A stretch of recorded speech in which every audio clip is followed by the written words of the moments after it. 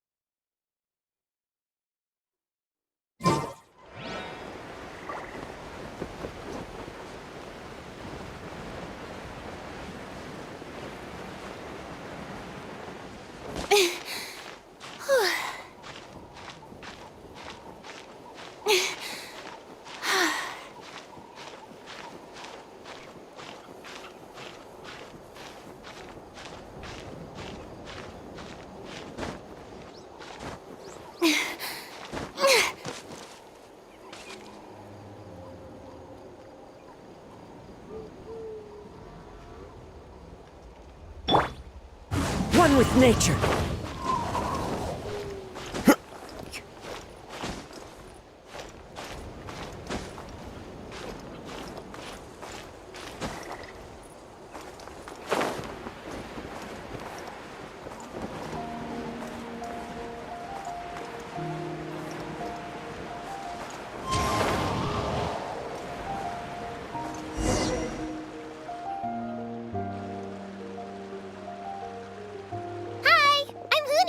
Are you here to help find the baby Saurians? And I'm Toba. You must be the helpers that we've been waiting for.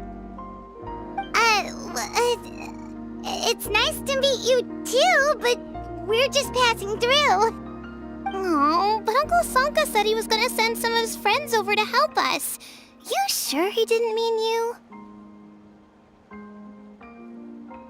Yeah, sorry. Whatever this is about, it sounds like you've got the wrong end of the stick. Wrong end of the stick? Darn it! We've been tricked, Hoonie. I should have known that Glasses Guy was a con artist.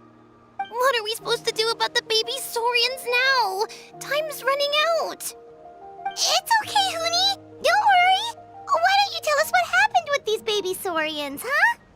There's been a lot of unrest in the tribe lately, and my dad's Saurian got injured. Her name's Nana, and she has 3 little babies. After what happened to Nana, her babies were so scared that they ran off and hid. I'm really worried about them, so I decided to go look for them. If Nana is your dad's Saurian, why isn't he the one looking for them? My dad's one of the elders, so he's busy getting ready for Turnfire night. It's a really important ceremony, more important than this, anyway. I'm not supposed to be out here either, but I snuck out without telling him. I didn't think it would take very long, but then that guy we ran into made us tell him loads of stories, and it wasted so much time.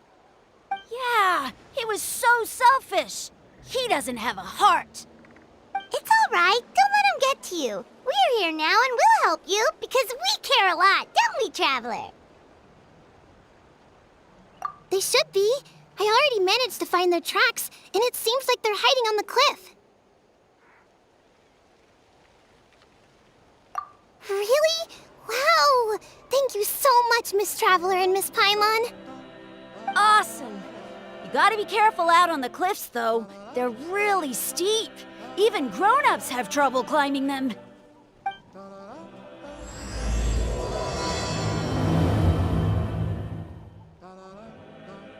Huni said the baby Saurians are on the cliff, so let's find a way up.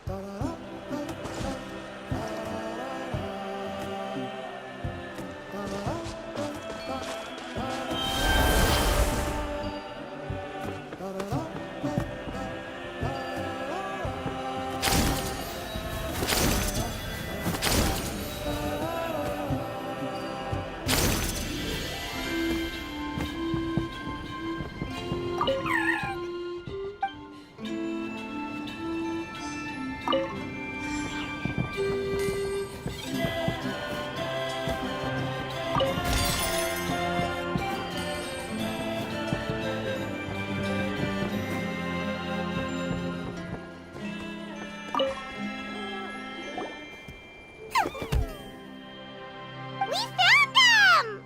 Wait, but what's that other... A how? Well, if it isn't the gruesome twosome who wormed their way into our servant circle of friends. Still awestruck from the last time we met? Would that be why you hastily scrambled up here to pay your respects the moment you saw us? I suppose we can't blame you. Such is the spell that our majesty casts on our minions. Very well. You heathens leave us no choice. The almighty Dragon Lord, Kahula shall grant you the audience that you seek. Come, pucker up. You may now kiss our feet. Wait, aren't you like Kenichi's sidekick? What the heck are you going on about? You're somehow managing to be even more annoying than the last time we met. Silence! Who are you calling sidekick? We are the Dragon Supreme, sovereign ruler of the Nation of Flame. We shall have you know that last time, were it not for Kenichi's earnest pleading on your behalf, you would have received not a single word of mercy. Oh, come on. You talk big, but Kenichi clearly has you under lock and key. That's great, sovereign to you. You dare invite the wrath of the almighty Dragon Lord, Kahula How. You will burn in Turnfire for 1,000 years for your blasphemy.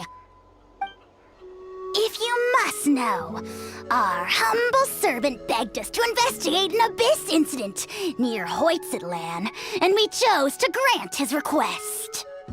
Abyss incident? See this little lizard?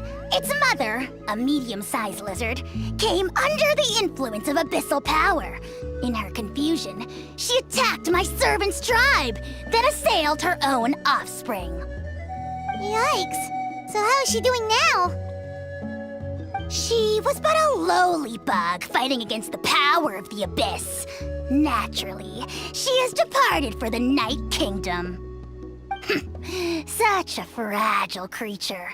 Apparently, she ended her struggle by leaping from a cliff. Leaping from a cliff? My dear anemic flying ant, as addled with questions as your head may be, please keep them to yourself and wipe that absurd expression off your face. We are the almighty Dragon Lord Kahula-How, not a wish-granting fountain. Anemic flying ant? You! Just you wait. Two can play at the ugly nickname game. We sense a faint abyssal energy. An evil sorcerer must be lurking nearby, but they are well hidden. If you encounter any suspicious outlanders, be sure to give them a robust interrogation. Suspicious outlanders? Wait, are you mocking us? Ha!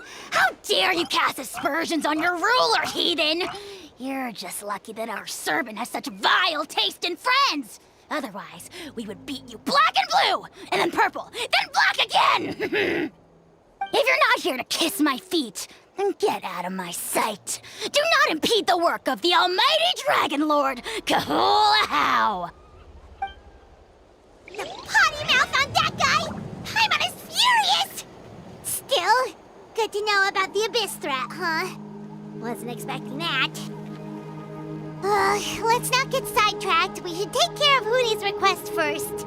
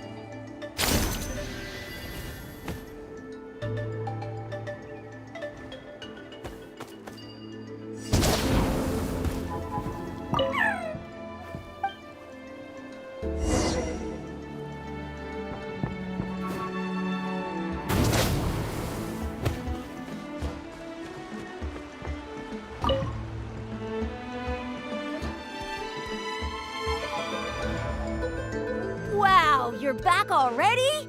That was so fast. I'm so glad that the babies are all right. Thank you both so much. Now we can finally go home and stop worrying about them. You're welcome. Piece of cake! You're not from Natlan, right? Because your clothes look different than ours. Hey, you must be tired after all that climbing. You should come take a rest at my house. Yeah, please come. I promise you'll get a big Scions at the Canopy welcome. We love having guests, and you're really nice people. Not like Glasses Guy. By the sound of it, Glasses Guy wasn't from Natlan either, right? Uh-huh. Well, his clothes sure weren't. You know what? Now that I think about it, there was something really fishy about him. Really? Maybe he was the suspicious outlander that Ahau mentioned.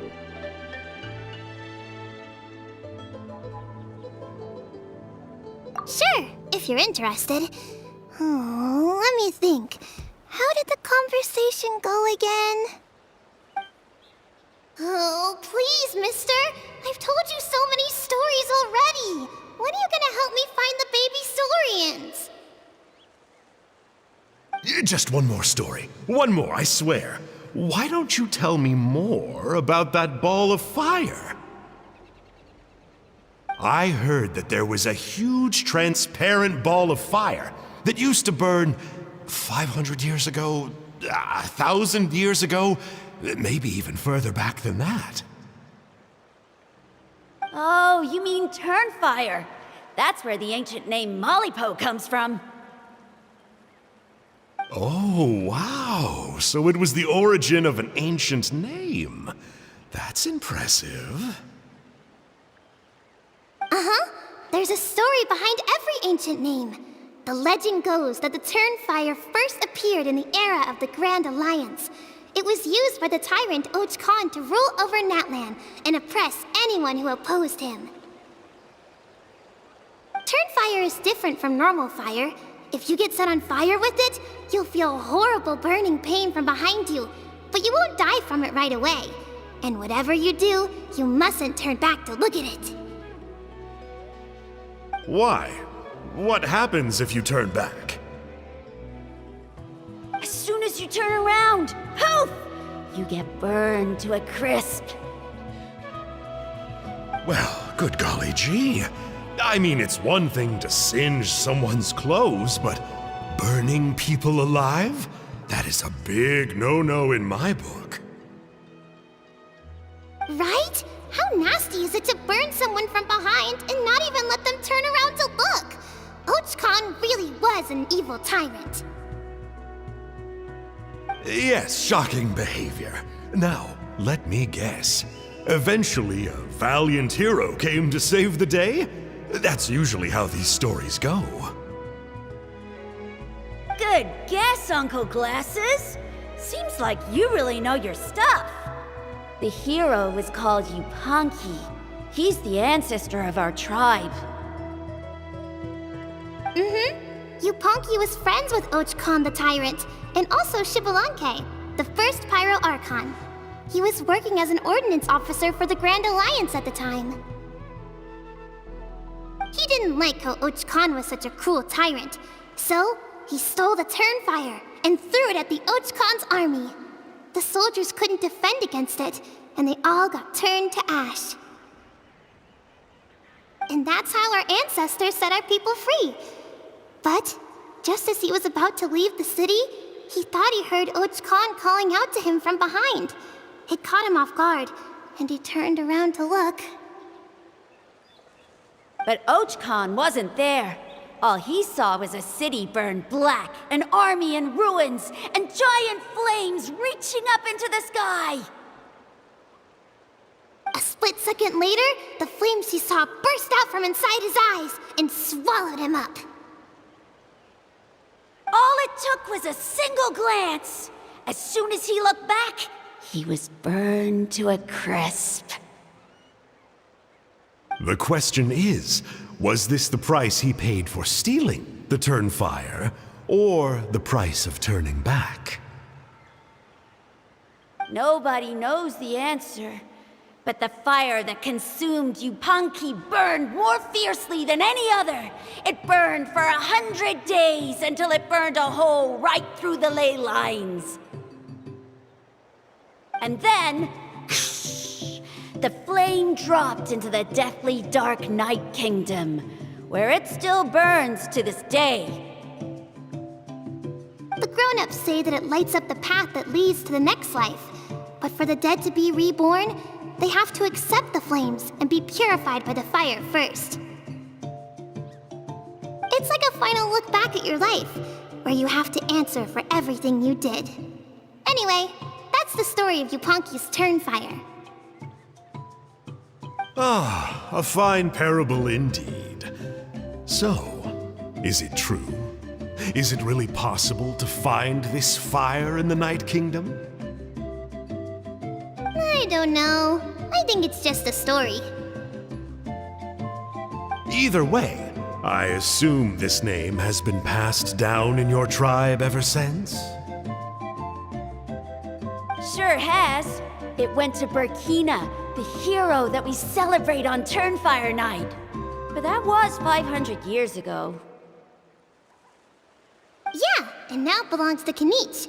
So we often call him Malipo Kanich. Kinich, huh? All right, Uncle Glasses, that's enough stories. Now, can you please go find the baby Saurians for us like you promised? I would, but doesn't the legend of the Turnfire teach us not to look back? Let's not go dredging up the past. Tell me more about this Kinich guy. One more story, I swear. Starting now. No? Careful, Toba. You look dangerously close to cursing me out right now. Tut tut! We can't have that. Cursing is for grown-ups only. Uncle, you'd better not be trying to trick us, or the Turnfire will get you when you die. How would it get me if I'm outside of Natland? Uncle Glasses isn't from here, you know. Unlike you. Huh? Wait, is that?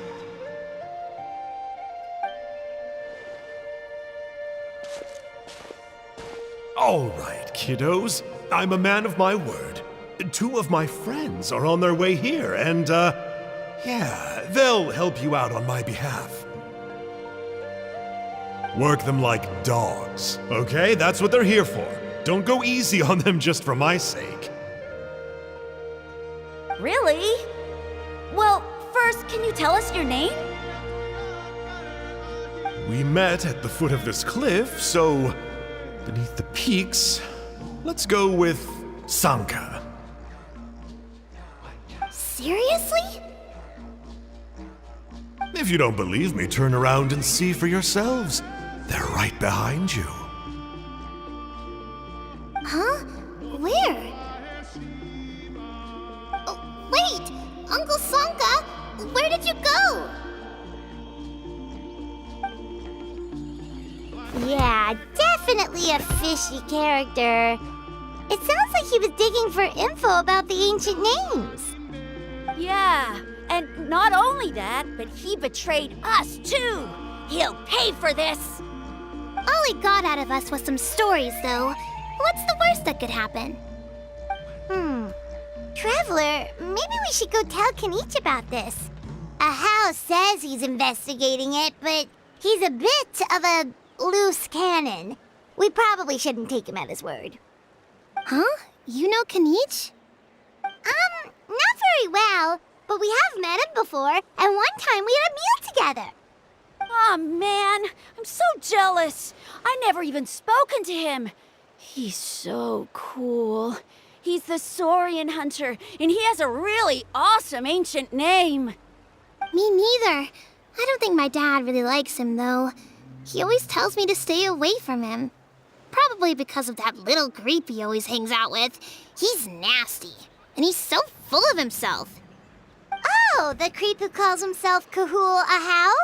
Yeah, we've had the pleasure of meeting him too. He sure loves pushing people's buttons. Exactly. I don't know why Kanich partnered up with him. Why didn't he pick me instead? Uh-oh. Honey, look how late it is. We've been out way too long. We better get home now or we'll get yelled at. Oh, yikes. You're right. Okay, well, this path here leads to our settlement. If you decide to visit, remember to come to my house. If there's anything you need, my dad can help get it for you. Hope to see you soon. We gotta run. Bye for now.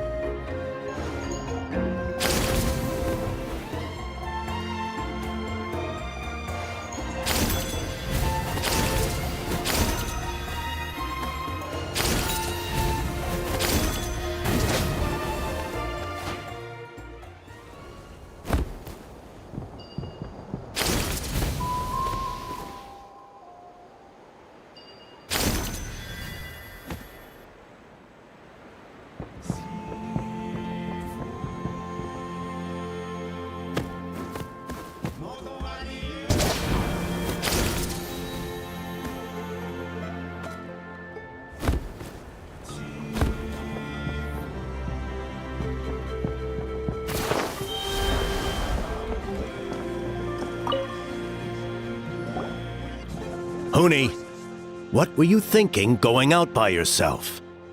Don't you know how dangerous it is? It's okay. Toba helped me. And we met some kind strangers who helped us, and... Kind strangers? What made you so sure they were so kind, I suppose they had kind stranger written on their foreheads. Yeah, actually, they did. In big, bold letters. Don't talk back to me. The Mountain King problem still hasn't been solved. What would I do if I lost you, too? No dinner for you tonight. They were good people, Dad. Dinner or no dinner. Hello again, Huni. It's Miss Paimon and Miss Traveler! Dad, it's them! They're the ones who helped me! And I promised we'd take care of them if they came to visit. Oh, so you're the kind strangers. Well... I'm Trinidad. Apparently you helped my daughter today, so if there's anything you need, just ask. As an elder of the Scions of the Canopy, I've got some influence around here. Now, I trust that you're sensible people, who know better than to take advantage of their host's generosity. Yep, just helping a neighbor. We're not looking for anything in return. Oh? Well, let's hope so. Dad, please! They're not bad people! They've eaten at the same table with Kanich before! Be nice to them! Kanich? Wait.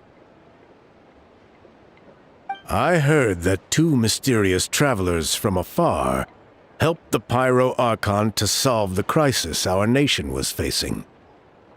Are they you? And Paimon's the other.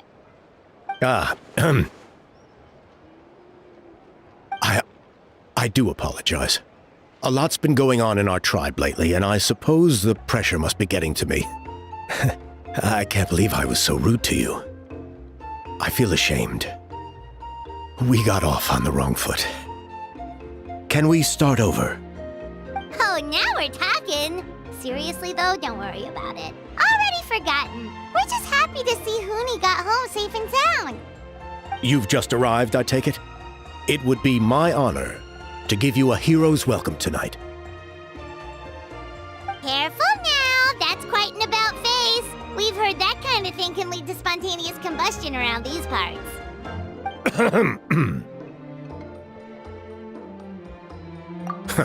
My dear traveler, you are very perceptive indeed. Go inside now, Huni. Dad's got some important business to discuss. Okay. Look after Miss Traveler and Miss Paimon. They're very special guests.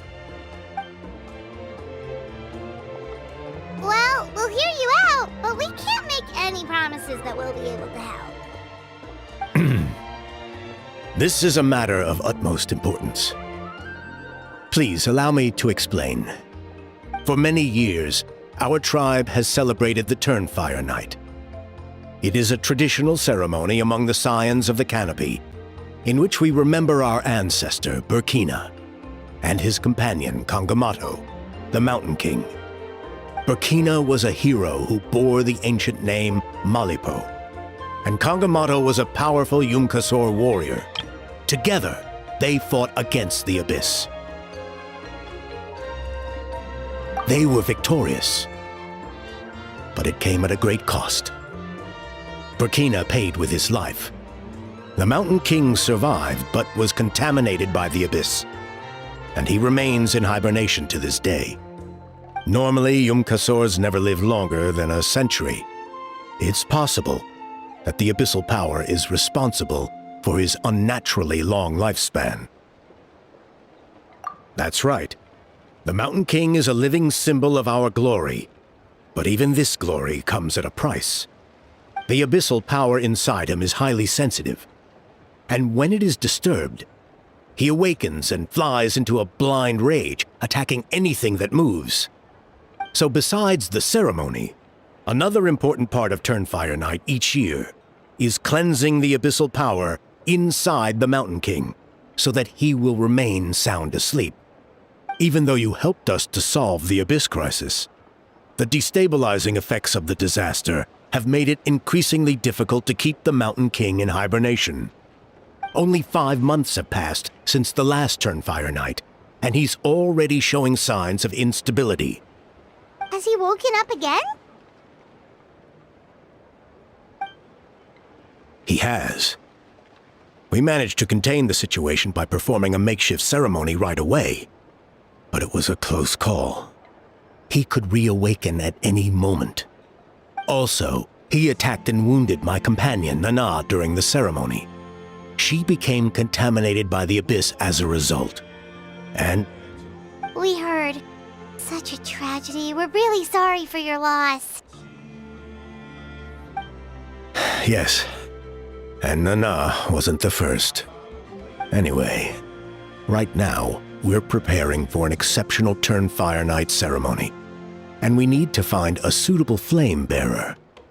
From what I've heard about your adventures, I believe you'd be perfect for the role. Of course.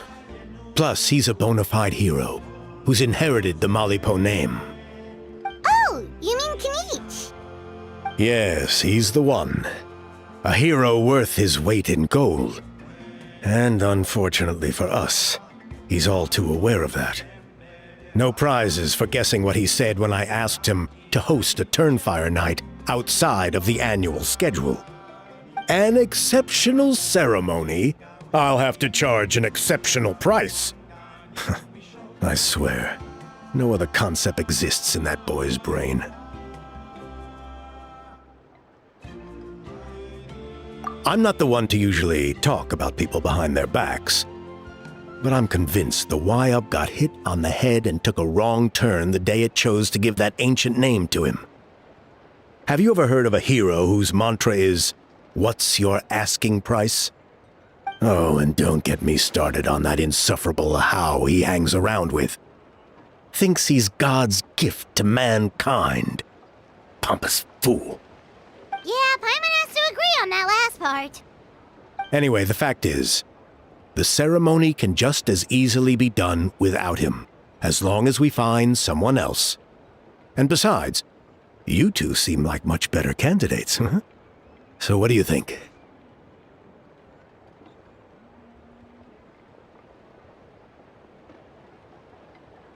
There's only a few days left before the ceremony.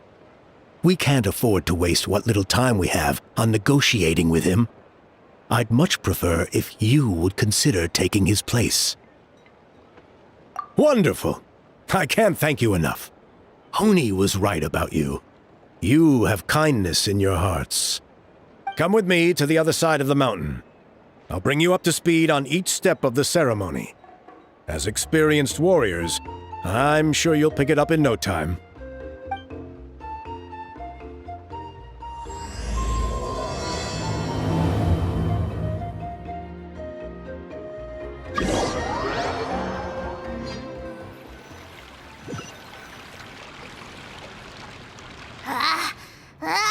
Achoo!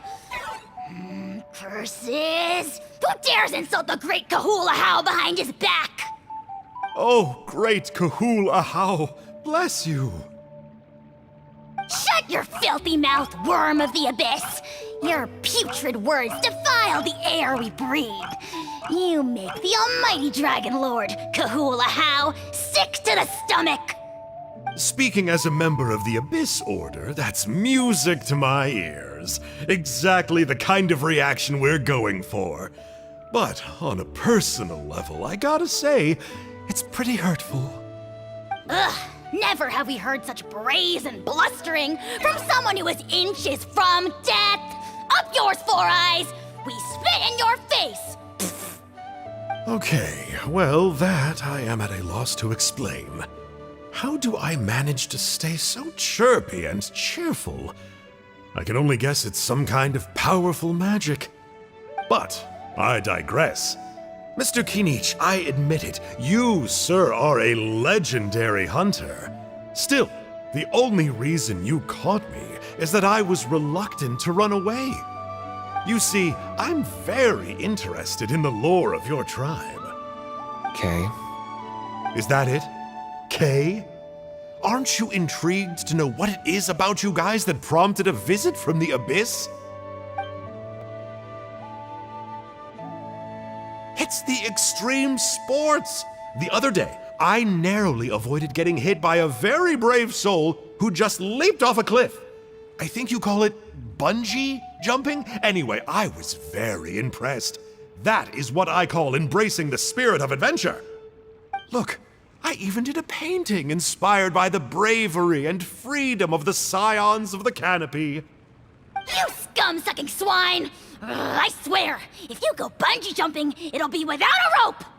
Head first off the tallest cliff, with a band of hunters on your tail, and nowhere left to run, and a bottomless cesspit waiting for you on the ground.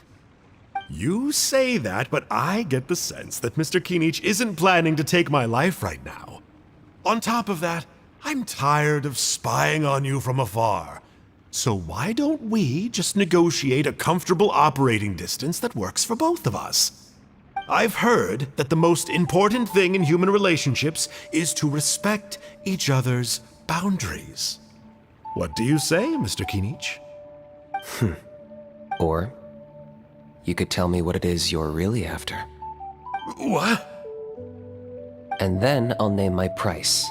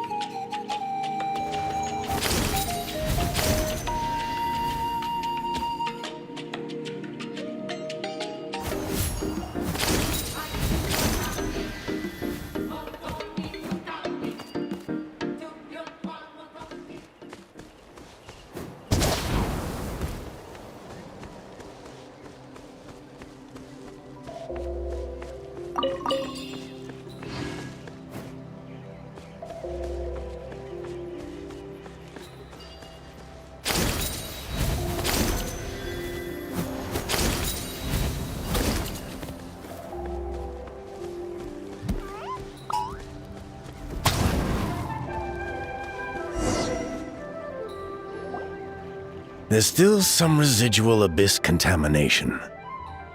No surprises here. No doubt that explains the Mountain King's recent activity. See those torches over there? Those are sacred flame offshoots that we requested from the Stadium of the Sacred Flame. They contain the power of the Pyro Archon. Are you saying that the Sacred Flame and the Turnfire are the same thing? For ceremonial purposes, at least. Sending someone to the Night Kingdom to retrieve the legendary Turnfire isn't exactly an option. More to the point, though, the Sacred Flame is able to burn away abyssal filth. So that's why we use it in the ceremony. Gotcha! So basically, we just need to clean up the filth with the Sacred Flame. That's one part of it, yes. But the complete ceremony is a bit more complicated than that. First, the flame bearer must collect a kindling of the sacred flame from the starting point. Then use a grappling hook to fly up into the sky and light each of the sacred flame pillars. Then they must go down into the canyon, all the way to the cave where the Mountain King slumbers, lighting braziers and the final altar along the way. The most skilled flame bearers can accomplish all of this without touching the ground once. As much as I hate to admit it, Kinich is capable of this. Wow! He can do all that flying without ever falling to the ground?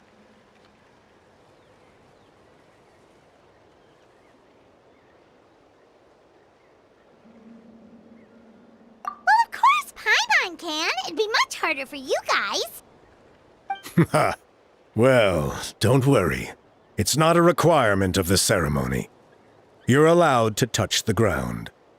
The only thing you're not allowed to do is turn back. The flame bearer must always keep moving forward.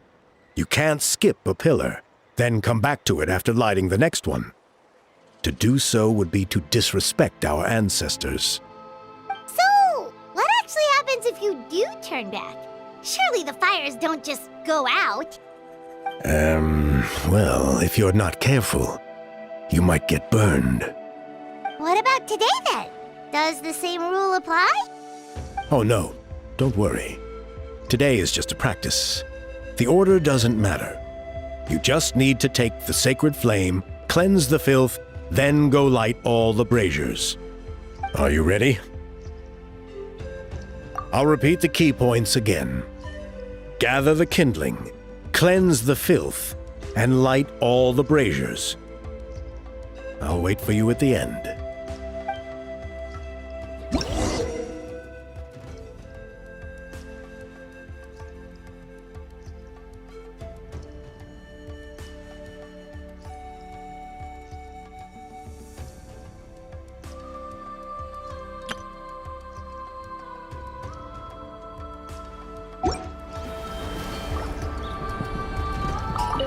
Alright, let's use this kindling to complete our mission.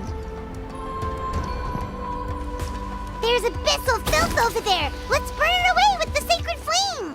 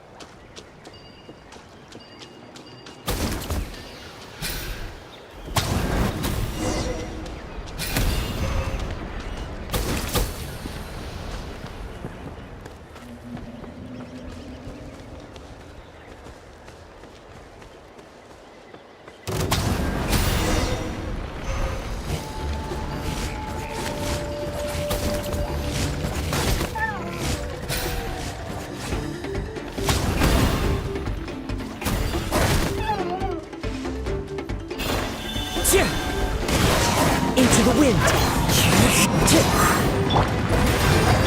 Shine down. Stabilize! One with nature.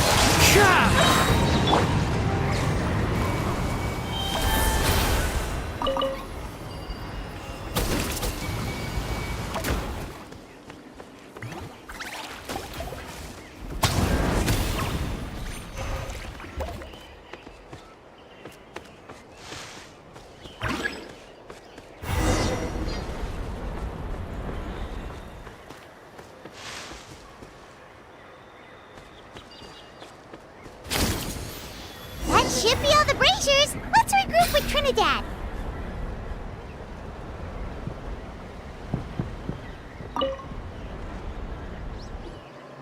I knew I was right about you. You have outperformed all of our previous candidates. If there was an ancient name for outstanding flame bearers, I'm sure the Wayab would consider you for the honor.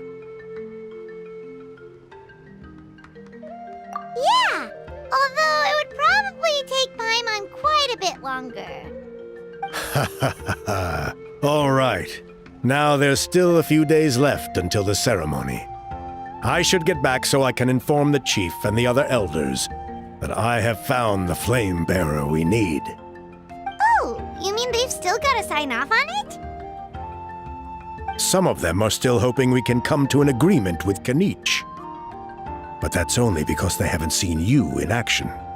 Still, I'm the one responsible for securing a flame bearer.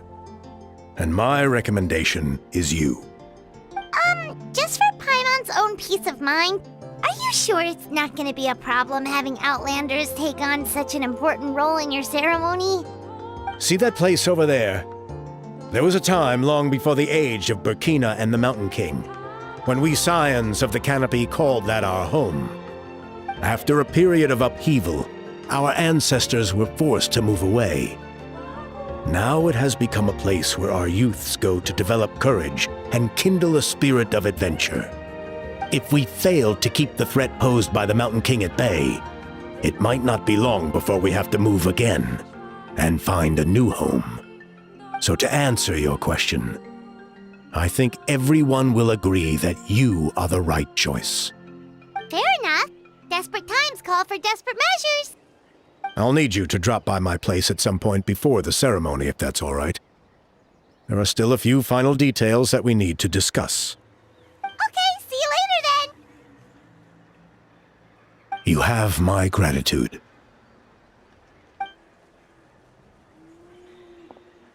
We've helped out with a lot of other local festivals before, but this one feels a little different.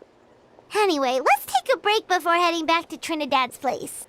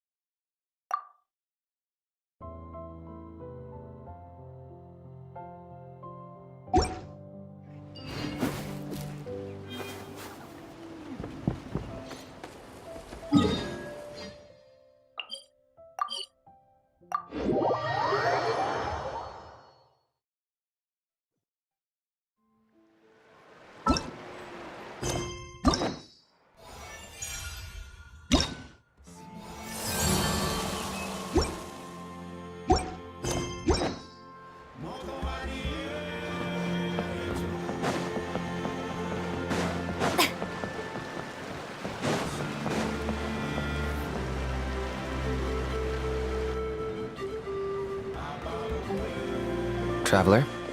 Paimon? Kanich! Fancy meeting you here. We've actually been looking for you. I'll get straight to the point. I hear you accepted a proposal from Elder Trinidad. Oh, the, Turnfire Knight, you mean. You were still his first choice. It's just... Oh, jeez. It's not what it looks like, promise. Chill, it's cool. I only mention it because there's something you should know. And I suspect Elder Trinidad hasn't been completely forthcoming with you. His true intention is to resolve the Mountain King problem once and for all. Once and for all? You mean this'll be the last Turnfire Knight ever? That's right. He wants to use you to send the Mountain King to the Night Kingdom. To the Night Kingdom? You mean... To his death. Whoa! Are you serious right now? You shouldn't go blurting out accusations like that. It could get you in trouble. Too blunt? Okay. I'll phrase it more gently. There is potentially a possibility that Elder Trinidad may be hoping that during the course of the ceremony, you kill the Mountain King dead. But that's ridiculous. He told us the Mountain King is a living symbol of your tribe's glory. And that glory comes at a price. Oh, that's right. The Mountain King is a living symbol of our glory, but even this glory comes at a price. Ah, yes, and Nana wasn't the first.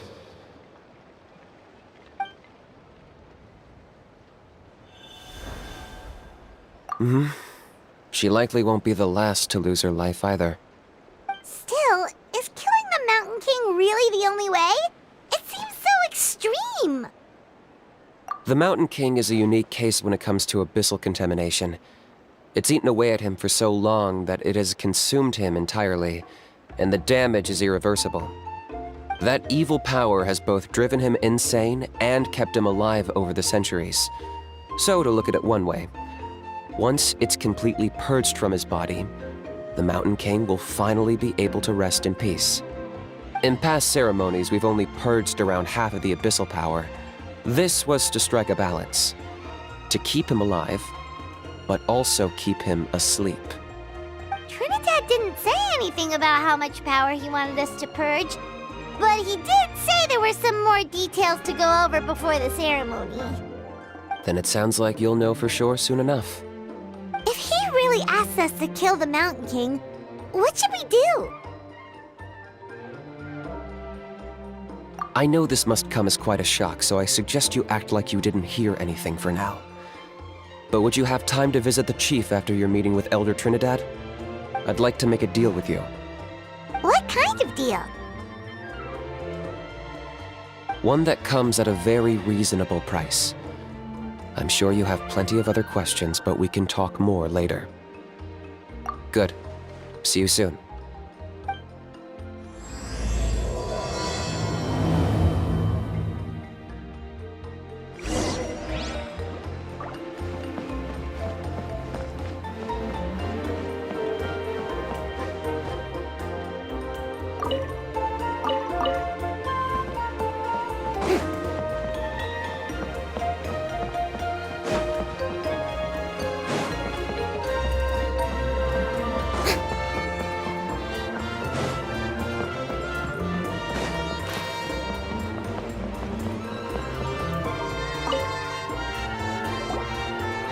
Ah, mighty Outlanders, you have returned. Did you have a good rest? It was, pretty good, yeah. Glad to hear it. Things are progressing very smoothly on my end. Many of the elders have heard of your heroic deeds, including the chief. They all speak very favorably of you. There are still those who insist that the ceremony should be performed by the bearer of the Malipo name. But they're just stuck in the past. We need to move with the times. Plus, Kanish doesn't want to do it anyway. Exactly. So now, it's time for us to discuss the finer details of the ceremony. We covered the firelighting part of the proceedings yesterday. The next part is the purification of the Mountain King.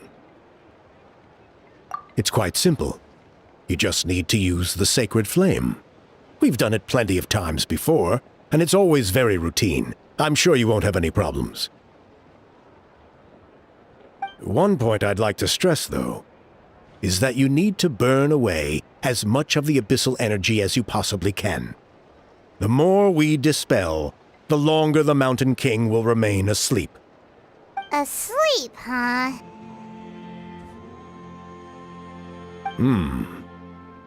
Precisely.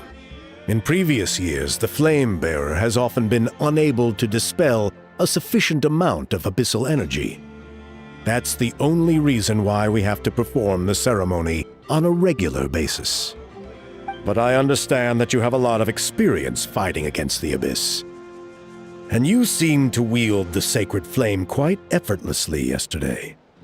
With your help, I'm optimistic that this time, we can dispel all the remaining abyssal energy from the Mountain King's body, freeing us from this ever-looming threat for many years to come. Traveler? So this doesn't faze you at all, huh? You clearly have a lot of confidence in yourself. That's really all you need to know. The ceremony is in 3 days. I'll come and fetch you when we're ready. In the meantime, feel free to look around our settlement. It would mean a lot to the elders if you got to know some of our people. And if you wouldn't mind helping them out with a few errands here and there, that would be even better. So now we have extra errands to run? Maybe we should add a little extra to the price. Just a humble suggestion, that's all. It will help you gain the respect of our people. And as a mighty hero, I truly believe that's what you deserve. I'll be sticking around over the next few days, so if you have any questions, you know where to find me. Seems like Kanich was right. We should go meet up with him right away. Emotional support is important.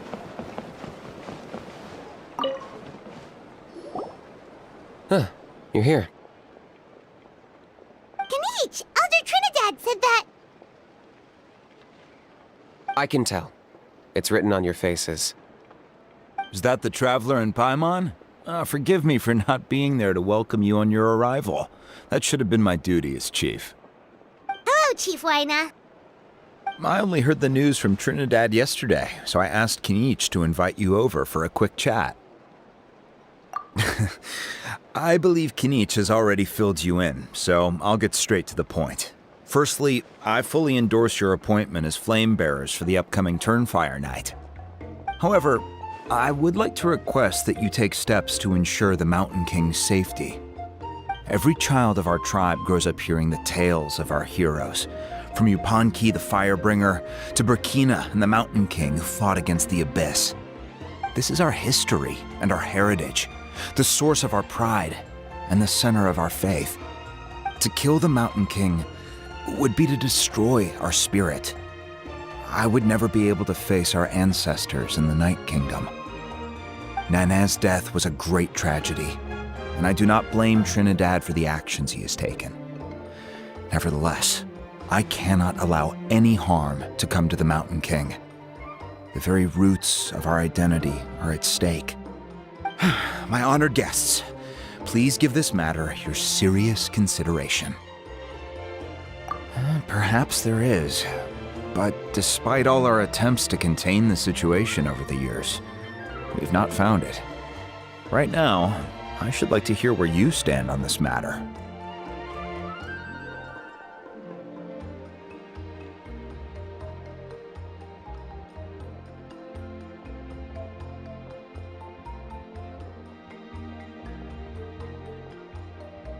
Though I sense that your mind is not yet made up, I'm still comforted by your words. There are 3 days left before the ceremony. I hope they will bring you clarity. So, Kanich, earlier you were saying that... Let's walk and talk. I'll show you around the tribe. That works too. Paimon needs to get some air after this.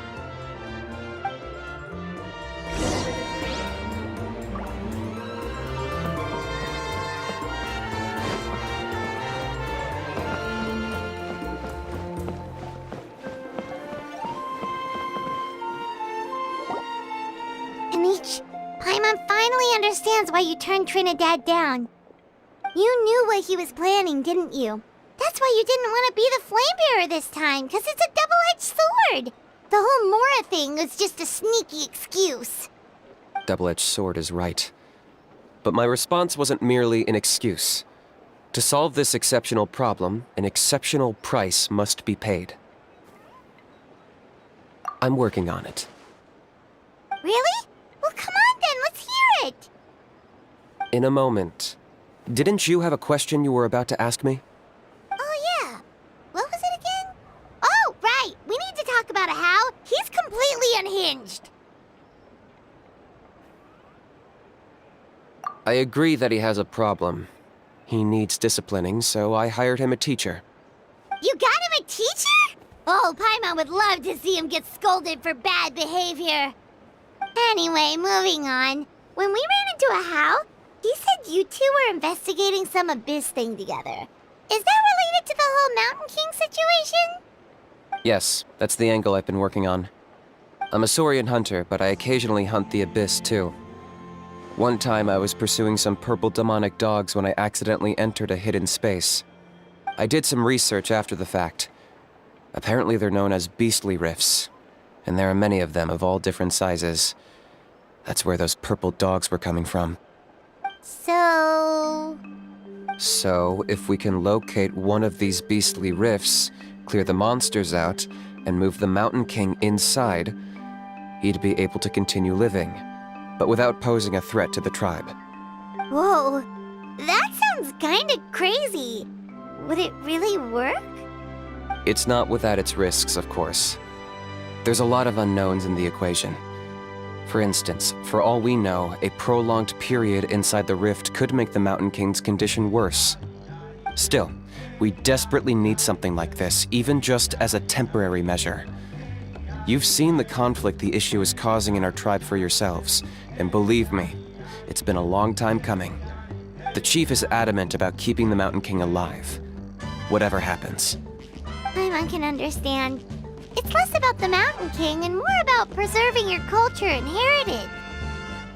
Yes, but on the flip side, you've got people like Elder Trinidad, who is more concerned about protecting the people he cares about now and into the future.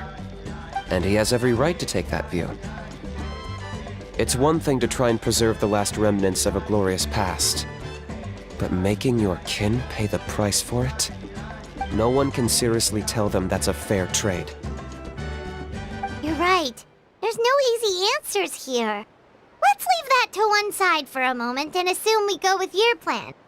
How do you actually intend to find one of these beastly rifts? Because at least in our experience, the dogs open the rifts when they want to attack us, not the other way around. I think I know a way. You have any better ideas? Not at the moment, but it just feels like using the power of the Abyss for our own ends isn't gonna end well. After all, the Abyss is what turned the Mountain King into a monster in the first place. People are gonna think you've lost your marbles. If it doesn't end well, then that's the price we pay. Everything in the world comes at a price. Even when Yupanqui, the Firebringer, stole the Turnfire, it cost him dearly. The Mountain King's erratic outbursts have brought tensions within the tribe to a boiling point. Unless this gets resolved quickly, everyone will be stuck in a stalemate. All right. So what's this deal you wanted to make with us? We're hardly experts on exploiting abyssal power. All I need you to do is keep people away from me. I'm getting harassed on a daily basis by people trying to convince me to be the flame bearer. I can't afford to waste all my energy dealing with them. If you help me out, there'll be a gift for you in return. Ooh, what kind of gift? Something well worth your while, I'd say. Just keep doing what you've been doing. Integrate yourself with the tribespeople, so everyone comes to terms with the fact that we have a new flame bearer. That way, I won't have an endless stream of people coming to beg me to join the ceremony, and I can focus on finding a way to summon the beastly rift. Then, when the day of the ceremony comes, we'll move the Mountain King into his new home. Still sounds pretty crazy. Even for a daredevil like you, that's dangerous. And even if it works, what if neither Chief Wyna nor Elder Trinidad are happy with it? Have you thought about what you'd do then? At least the two of them would finally be on the same side of the issue, leaving only me on the opposing side. The tribe needs leaders like them far more than a Saurian hunter for hire like me. Can I take that to mean that we have a deal? For sure. And who knows, maybe we'll come up with an even better solution to all of this in the next couple of days. Great. Well, for the next couple of days, please spend some time among the tribe and lend a hand wherever you can. I'm sure everyone will be swept off their feet when they meet our new flame bearer. Good luck to us both.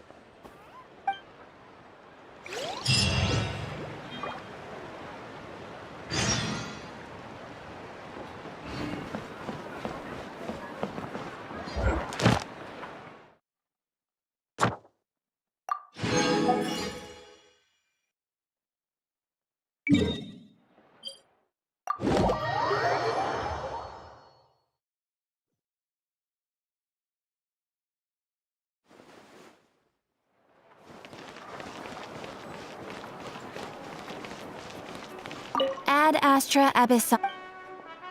Thank you for completing.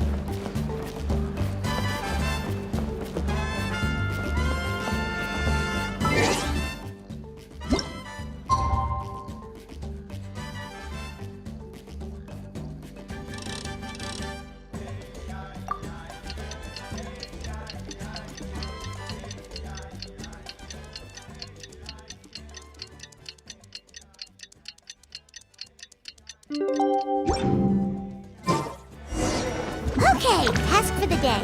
Meet the tribespeople and take some heat off of Kenichi's back.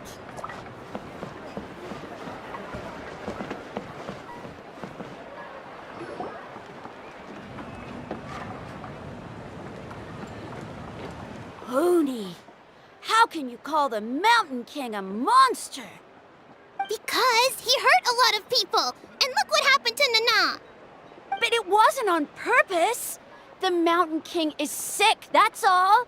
He's been hurt by the Abyss. That's true. But the fact remains that he's now a threat to all of us. How can you be so harsh to someone who's sick? If you don't take back what you just said, I don't know if we can carry on being friends. Toba, Huni, what's wrong? Hoonie's saying nasty things about the Mountain King. It's not right. He's our hero. Once upon a time, maybe. But not anymore. Yesterday, maybe, but not anymore. Toba? Fine. I guess my dad is right. Things change, and you just have to accept it and move forward. As of today, our friendship is over. There's no going back. Oh, come on, cut it out, you two. We have some great news to tell you. The Traveler is gonna be the flame bearer for the next Turnfire night. She's gonna do a beautiful ceremony and cure the Mountain King's illness for good. What? Really?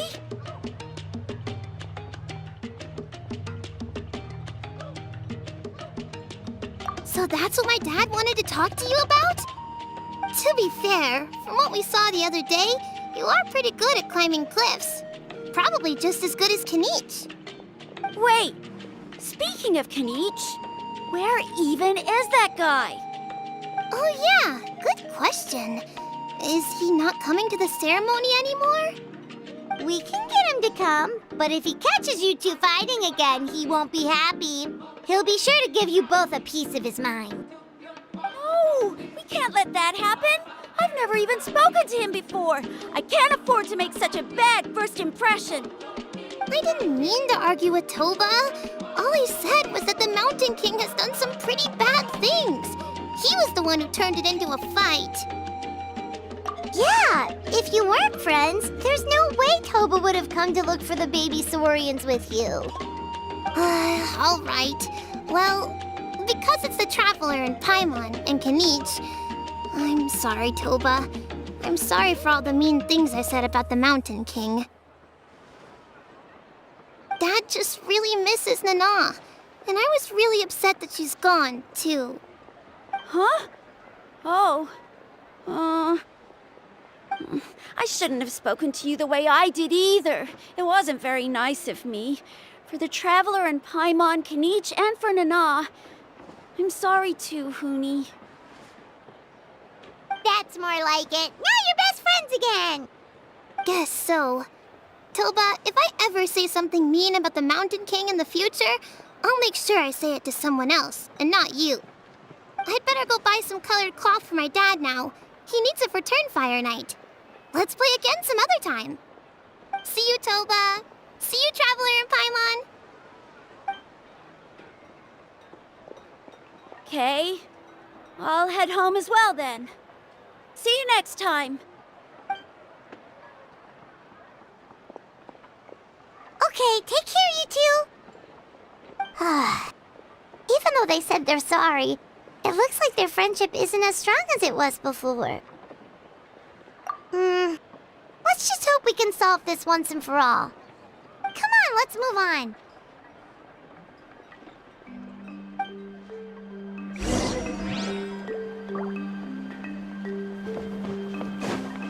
Huh?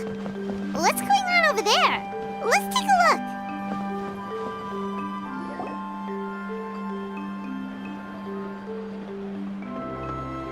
Hey there! What's happening here? A rehearsal for the Turnfire Night dance. Ooh, there's a dance involved? Paimon wants to learn too! You don't know it? Ah, I guess you're not from these parts, huh? It's rare to see a new face around the tribe these days. I thought everyone would be keeping away. Why do you say that? Because of the Turnfire Night, of course. The Mountain King could wake up at any time. That's why we're holding an emergency ceremony. This isn't one of those fun and games festivals. For outsiders, it might even be a little dangerous. Well, did you know that the Flame Bearer this time is actually gonna be an outsider? Oh, I did hear about that. It's a first for sure. I would have loved to meet them in person. What? Oh, it's you? Man, oh man. Well, this is a nice surprise. It's funny. I was just thinking that I'll probably miss out on meeting the new Flame Bearer since I'm not taking part this time around. Then suddenly, there you are. Must be my lucky day. You're not taking part in the Turnfire Night? How come? You're not an outsider too, are you? You must be joking. Watch this.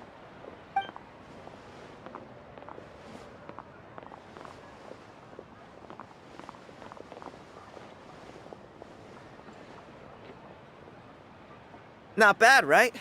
Yeah, I'm considered one of the better-looking guys who dances beneath the pillars of the sacred flame. Been doing it a few years. Always gets the ladies out to watch. Oh, very impressive. So why'd you quit? Well, I feel like the whole Mountain King situation is getting more and more precarious. It's just not safe here anymore. One of our elders' Saurian companions even lost her life not long ago. The question is, what are we going to do about this in the long term? But our leaders don't have any answers for us. They're probably too busy fighting about it amongst themselves. The way things are going, it's only a matter of time before it gets violent. So I figured, you know what? Now's as good a time as any to get away for a little while. Go do some exploring. You look a little disappointed. Disappointed? Nah, it's a great opportunity to go see the world. As every male scion of the Canopy knows, wherever you are and wherever you go, the only way is forwards. We take pride in that. I won't forget my roots. I managed to get in touch with the Saurian Relics Association. They gave me a simple test. Find a decent quality relic, and they'll make me a member. What's the Saurian Relics Association? You've never heard of it? It's a group of amateur history enthusiasts who do research on the ancient Saurian era. They're all about collecting relics and remnants from that age. Speaking of which, the guy who was Flamebearer before you, I've heard that his Saurian buddy comes from that time. A how? A how's a relic from an ancient Saurian civilization? Oh, yeah, him. So you know those two already, huh? Then, do you know how they met? It was deep inside some mysterious ruin, and they signed a contract there. The association folks say that the kind of contract usually comes with a huge hidden cost. Really? That sounds ominous. Who knows? But if it's true, Kanich can probably handle it. He knows what he's doing with weighing up contracts and costs and stuff. I doubt he'd make a contract that doesn't benefit him. Strangely enough, I actually happened upon a strange mural a while back, and it looked to me like it was depicting a Saurian and a human involved in some kind of Saurian-era contract ritual. Oh, does that count as a relic then? You bet it does. I was all ready to go take a picture of it and use that as my entry ticket to the association. But after all the abyssal activity recently, I heard that area's been overrun by monsters. The best laid plans, huh? I'll just have to wait and see if things improve. Or... you look like you know your way around a fight. I don't suppose there's any chance you'd be able to help? If all you need to get is a picture, that should be pretty achievable, right? The Traveler deals with monsters all the time. It's a piece of cake. Wait, you're seriously gonna help me out? Come on, it's no big deal. Compared to some of the things we've been roped into before, this is nothing. Pyro Archon above, you two have hearts of gold, you know that?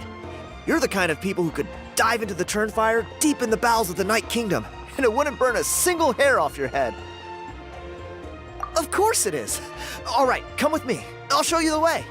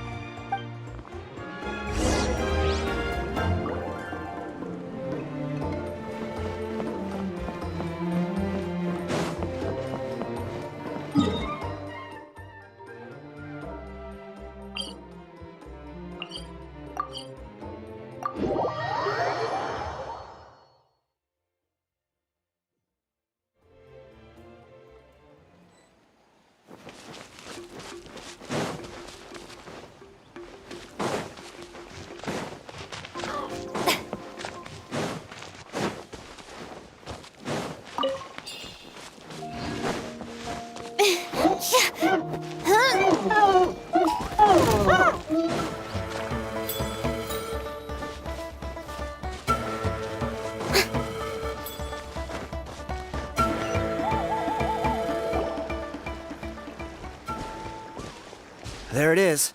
It's inside these ruins. As you can see, the place is crawling with monsters.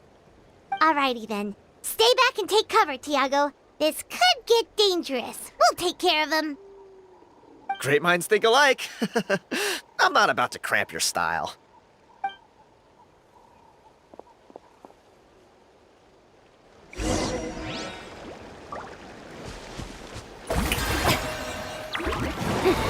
Illusion shattered! Let the world come alive! Fallen leaves, adorn my night into the wind. Now you shall perish!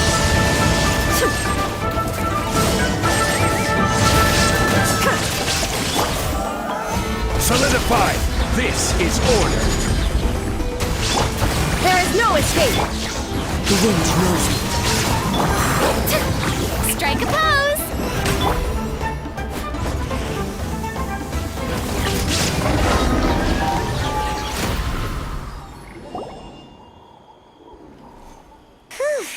That should be the last of them. It's a good thing Tiago had the sense to stay in his hiding place, or things could have gotten really hairy for him. Hey, look! That's gotta be it, right? Definitely looks like a mural.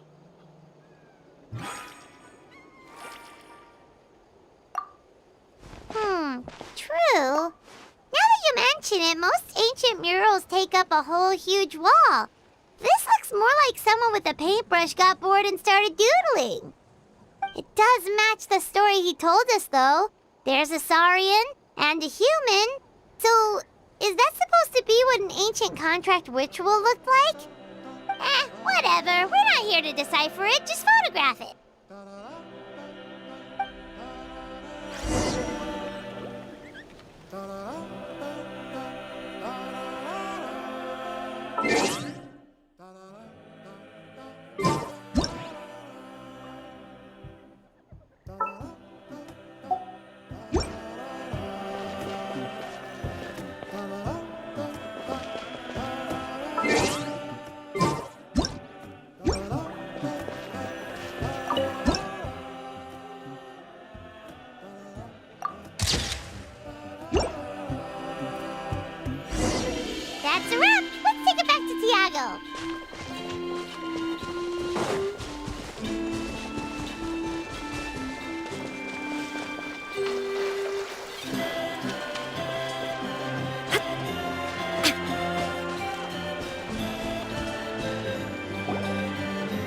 You've been robbed?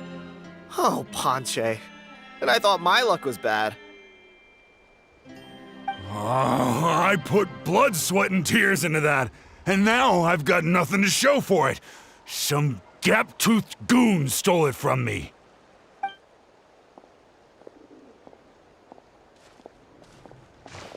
Tiago, is this the picture you were looking for? Let me take a look. Yep, that's the one. Pyro Archon above, you two are superhumans. Hey, Ponche, come and say hi to these guys. They're gonna be the new flame bearers, and they're tough as nails. Wait, are you the Traveler and Paimon? Huh? You already know each other? I don't think so. My nephew Toba's been telling everyone about you. He says you're crazy strong, super friendly, that you helped him out, and that you're gonna be our flame bearers this Turnfire night. Oh, so you're Toba's uncle. Great to meet you, sir. Sounds like we managed to make a bit of a name for ourselves. Toba's not wrong, my friend. These two are honestly some of the nicest, most genuine people I've ever met. Everyone speaks incredibly highly of them. Seriously, if you're comfortable telling them about what happened, I guarantee you they'll sort it out in no time. Really? All I want is to get the fruits of my labor back. Allow me to explain. Ponche is a well-known scholar within our tribe, author of the widely acclaimed book, Yupanqui's Turnfire. Unfortunately, the book was stolen by a treasure hoarder a few hours ago. I spent years of my life researching that book. I visited every last ruin, interviewed every descendant of every hero in our history. On the word Malipo alone, I covered at least 5 different interpretations of the meaning based on accounts from different villages. It was an unparalleled masterpiece. And now it's all gone. That little goon ambushed me during my morning walk. He snatched all of my belongings, including my entire manuscript. That book was everything to him. It's like they robbed him of his soul when they took it. Look at him. Lost and listless. He's a shell of the man he was. Dear honored guests of our clan, I am but a helpless old student. If only for Toba and Tiago's sake, please help me, I beg of you. See what I mean, Ponche? Now you've run into these two, your luck's about to change, big time. I don't know if he's still there, but come on, I'll take you.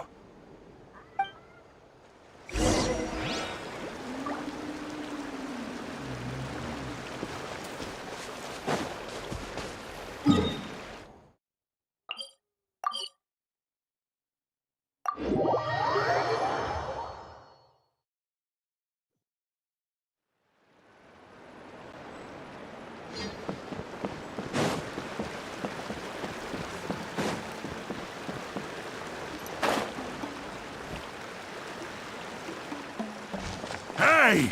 You thieving rat! Give me my things back! What do you want now, you old bum? God, you're a waste of space. Prepare to get shoved butt first into a tree hollow. Oh, what's this? Brought a little bodyguard with you, huh? All right, let's see what you've got. What's this? Eat dirt, suckers!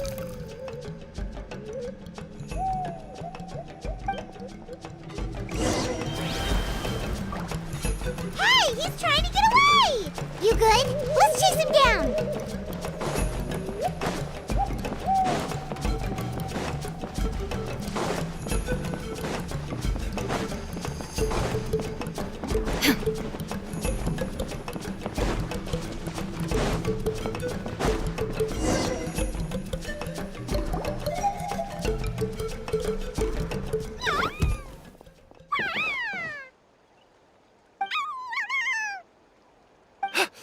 Where did these Yupanqui come from? Get away from me, you monsters! Oh, the baby saurians are blocking his path! Stop, please! By all the warriors, heroes, gods, and kings, I can't run any longer. Please, I don't have your stuff anymore. Have mercy. Oh, yeah? Well, where is it then? I threw it away. You threw it away? The old bum's bag didn't have a single mora in it. Just a tatty old book, worn out pens, and some old rags. All that time lying in wait was for nothing. I was so mad, I just threw all of it away. Is that really the truth? Okay then, where did you throw it away? The same place you found me. Look, I swear on the Pyro Archon it's the truth. May all my worldly possessions be turned to ash by Turnfire if I'm lying. Okay, that's a pretty strong oath. What do we do now? It sounds like he's telling the truth. Right. Let's hope nobody gets to the book before we do. We'll never get it back then.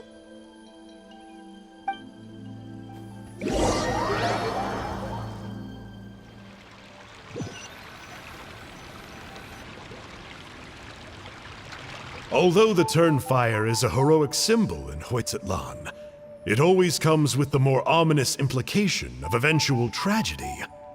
This holds true for all bearers of this ancient name in recorded history. Each one of them died of non-natural causes, as if the specter of the Turnfire was always lurking in the background. This appears to suggest the existence of some higher power that is always watching the name-bearer, examining their actions, and eventually demanding payment in return. None can escape this payment, unless, perhaps, they could honestly swear by Turnfire to never make a single mistake in their entire life. Yupanqui's Turnfire. What an incredible work on ancient name philology. I can't believe it was just lying there for me to take. Let me see, the author is Panche. Nice. A gentleman and a scholar. Silence, book muncher. The great Kahula will suffer your droning voice no longer. Do you truly find no joy at all in perusing such rich historical records? Joy? What joy is there in this pointless drivel? Well, it makes a pretty shocking prediction. Every bearer of the ancient name Malipo eventually meets a grisly end. Maybe that's the price you pay for the name that means price? What? You're saying Kenichi will die a violent death? So I'll finally get to take over his body?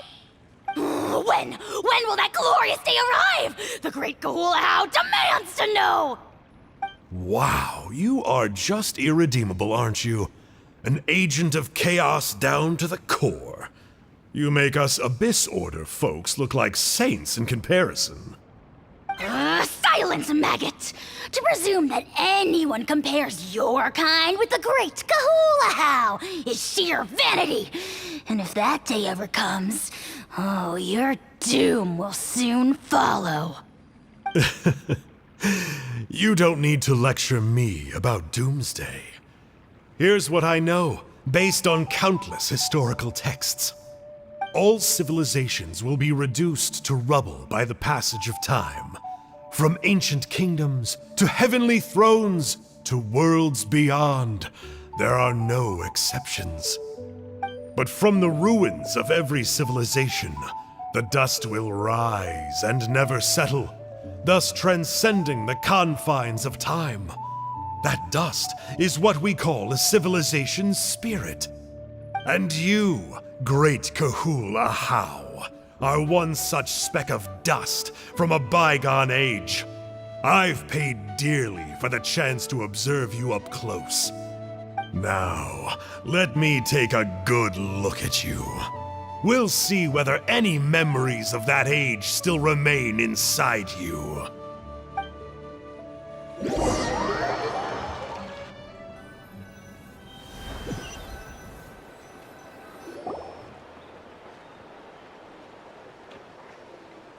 We're so sorry, Mr. Ponche, but we couldn't find your manuscript anywhere.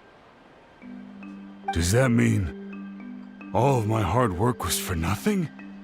You gotta stay positive, Ponche. You might have lost the book, but the brains behind it are still intact. Surely you remember the main points at least? The whole reason I worked so hard to get it finished before the Turnfire night is because I hoped that maybe it might help us find a way through these trying times. But now...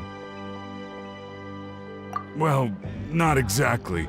But I thought my research might at least be a starting point. Oh, really?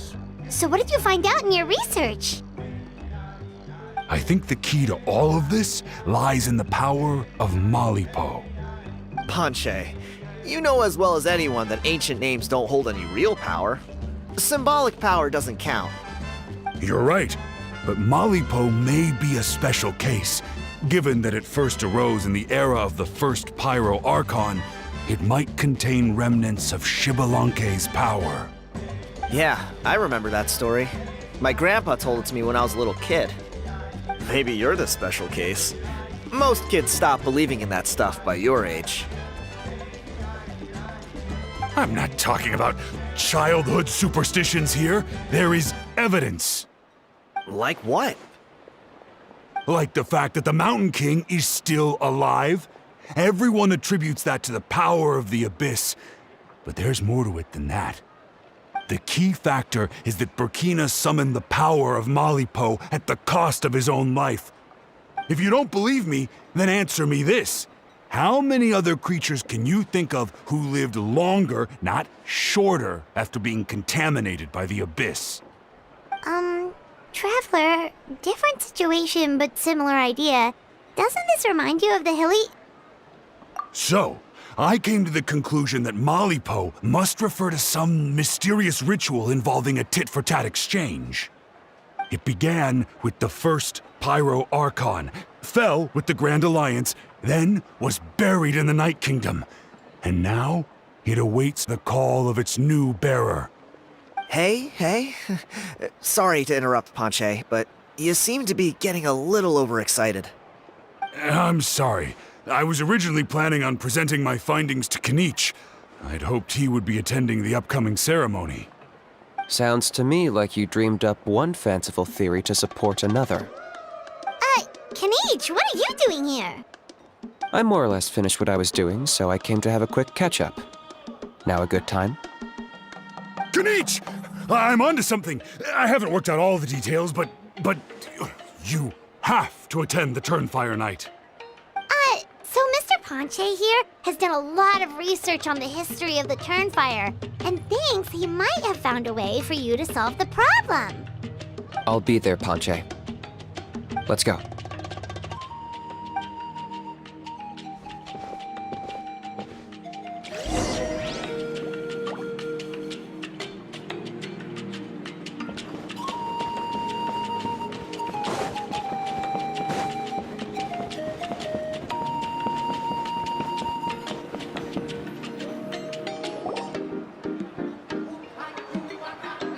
Here will do. Yeah. I'd like your help giving it a trial run tomorrow. If that works, we have our plan come Turnfire night. Sounds like you're not considering Ponche's idea. You heard him. He hasn't worked out the details yet. We need a more practical solution with concrete steps to follow. Yet? Are you saying you think he might actually be onto something? I think it's possible, based on something I know about the war 500 years ago. Burkina didn't fall to the Abyss. He was killed by the Mountain King in an episode of madness. In his final moments, Burkina made the fateful decision to not fight back, and instead pass his blood and power on to the Mountain King. Maybe he thought the Mountain King was stronger than him, and more valuable to the tribe. Or maybe it was just out of loyalty to his friend. Either way, I can believe the Turnfire was involved. Whether you think his sacrifice triggered it, or his fate was sealed from the moment he took the Malipo name, it makes sense to me. How can you drop these truth bombs with such a straight face? This is what I've gleaned from my many interactions with the Mountain King. His mind is so disordered. It took some time to piece it all together. The story Elder Trinidad told you was the more palatable version of events. The truth is even darker. The Mountain King's mind isn't just disordered. He is suffering and feels great shame. I believe he wants to be put out of his misery. What? Then what should we do? Should we grant him his wish? Of course not. We should help him move to a new home. It's the only practical solution. The Mountain King is a hero to my tribe. An object of worship, even. Ending his life would be like desecrating a statue. Still, he's been the cause of multiple disasters, and we can't afford to have any more. Ugh. Practical solutions hurt Paimon's brain. Can we follow our hearts next time? Then let's break for the day. I've already found a suitable venue for tomorrow.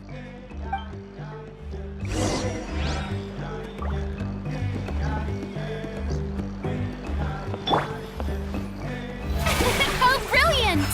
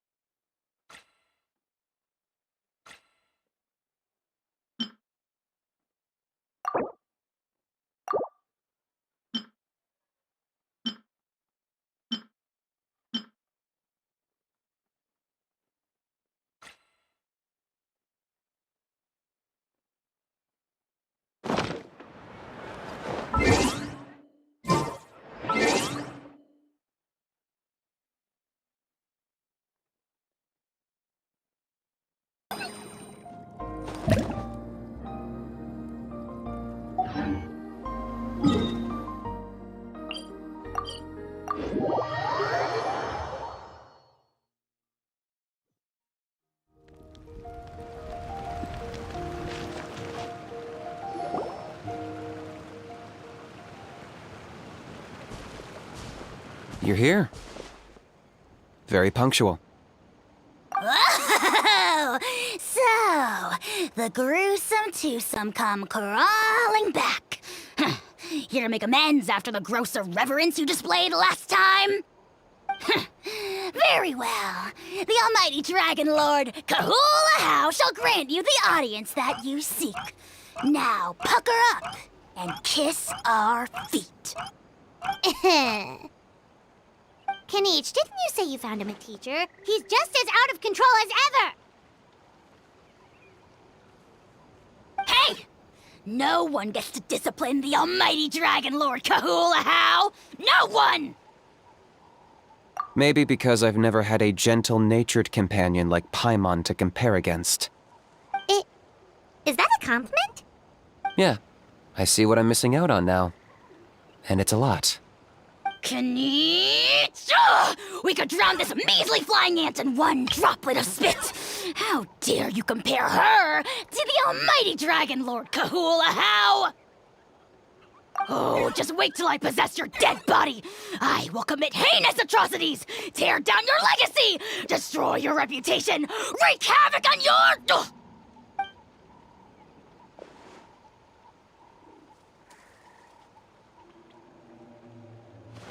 Traveler, Paimon, let's get down to business. Once we've opened the beastly rift, you're welcome to toss a how in there for a couple of days. With pleasure. You don't need to ask twice. I got my hands on this device in a trade. It's meant as bait, but it'll also stabilize the abyssal energy. The Rift Towns will tear through space to get to this. Once they're here, we take them out and claim the Rift for ourselves. You'll find out soon enough. First, let's try this out.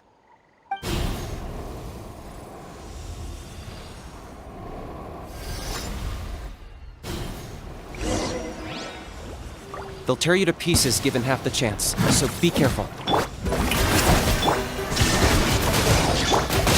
Locked on!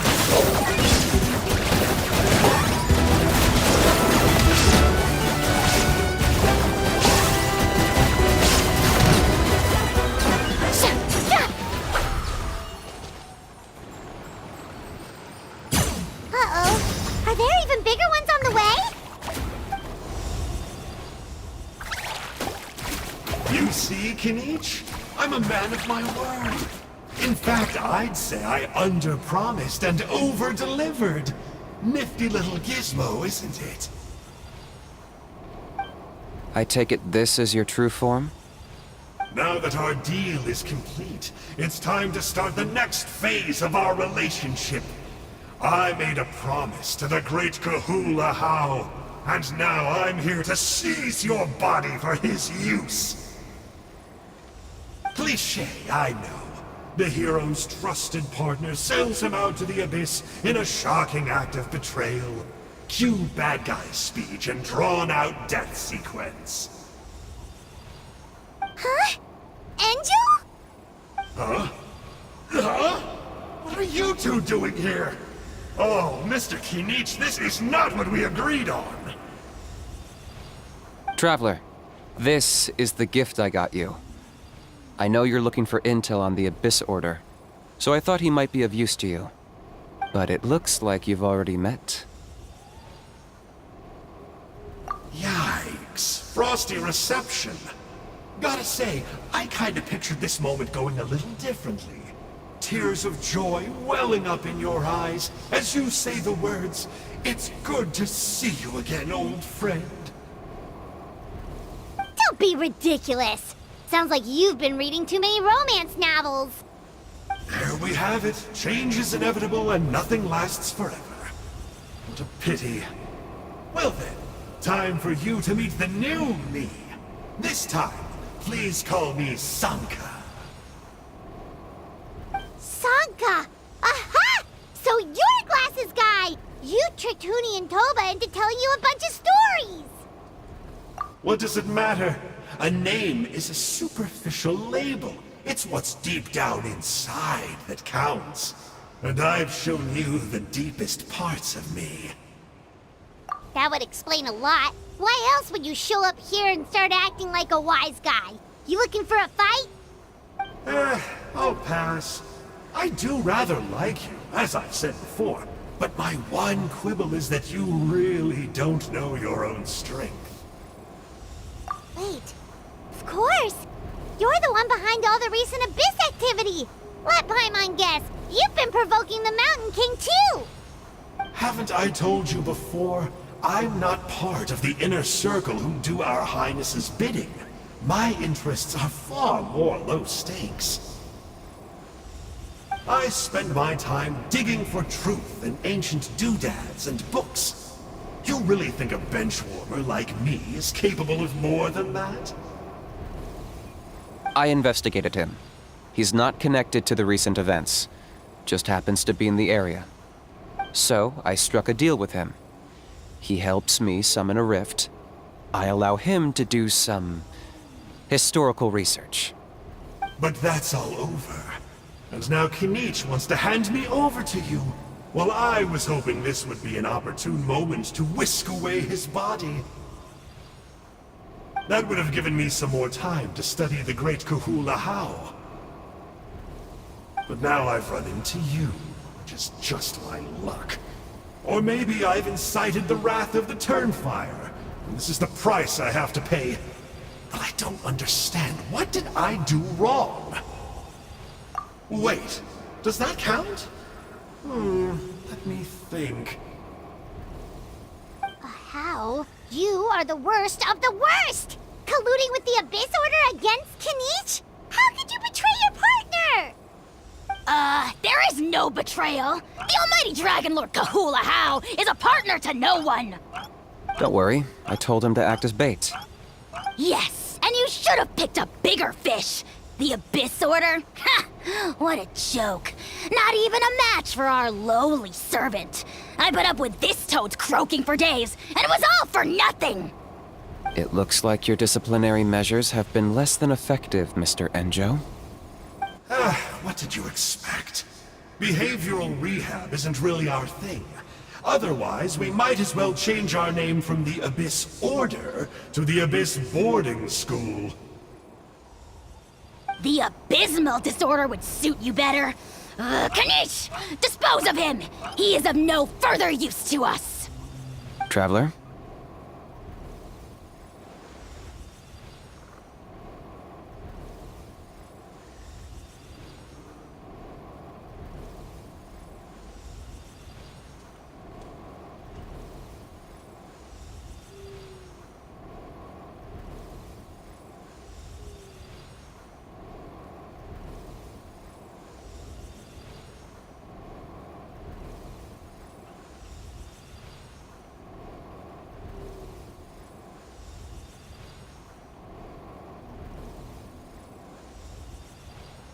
You see, this is why I like you. Still, you shouldn't underestimate me just because I'm a lowly clerk.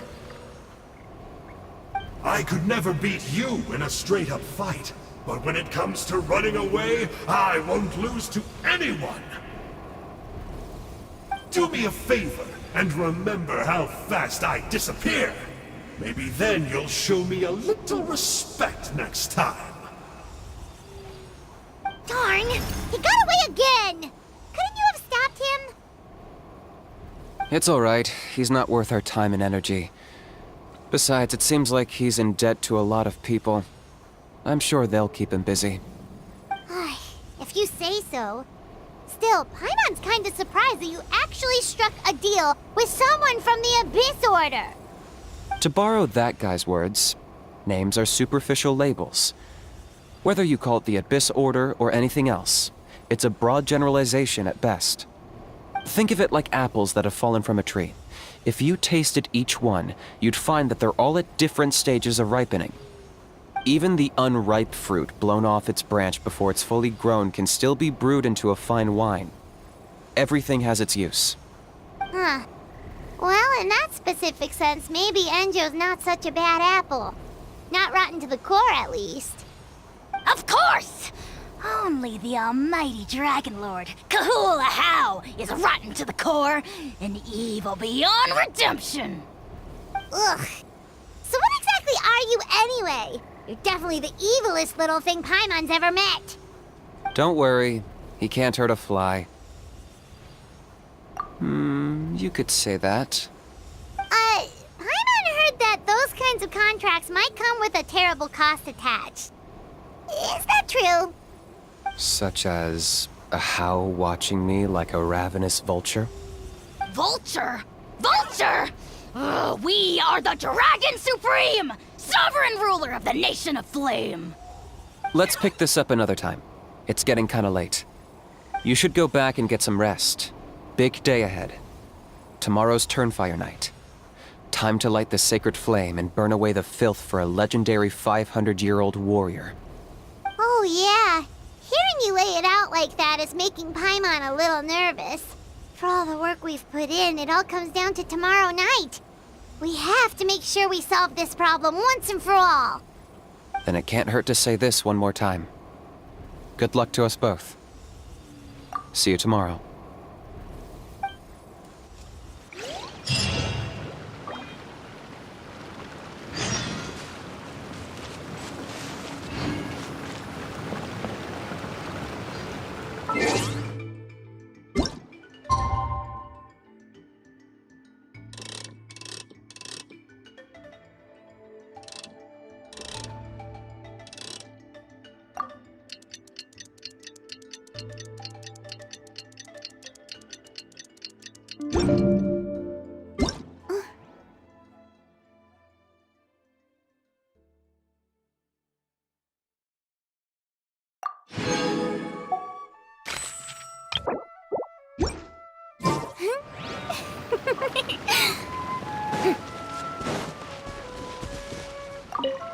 What happened to getting some rest?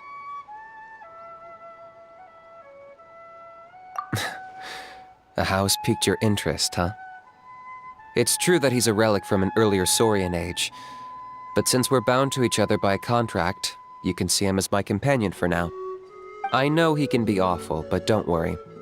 As long as I'm still around, he can't do that much damage. That's a key part of the contract. A How has to obey my orders and lend me his power for as long as I live. And after I die, a How gets control of my body. That's the price. Crazy, isn't it? That was probably the first time I really appreciated what it meant to pay a price. Then once I signed the contract, I received the ancient name Malipo. But that's a whole other story. We can get into it another time if you're interested.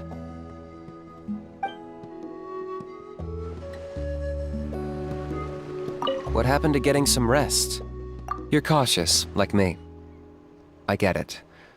But don't worry, like I said, I investigated, and I'm confident he has nothing to do with the Mountain King situation. Before he got tangled up with us, he was looking into the Mare Javari. That's another major part of Natlan's history. Our ancestor, Burkina, once fought a campaign there alongside the 5 other heroes. But it's not such an easy place to get to these days. That's about all I know, though. I have yet to take a job that involves the Mare Javari.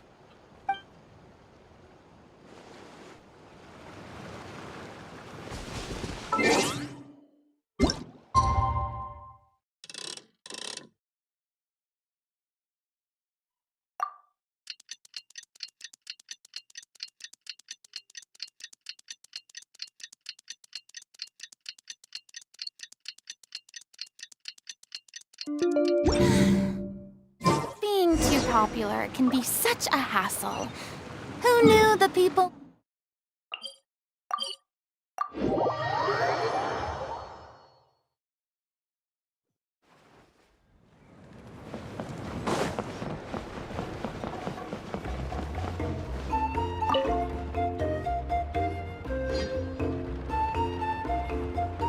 Ah, at long last, you're back. I hear that you've done much for our people these last few days. Everyone has nothing but praise for you. Many young people have heard the rumors too. They're all eager to meet our new flame-bearer. Well, they won't have to wait for long. It's almost time for the ceremony. We really hope we can resolve the Mountain King situation quickly and smoothly. Seems like a lot of people have been worrying about it, huh? Haha, well, it's nearly time. So, if you're ready, then follow me to the ceremony site.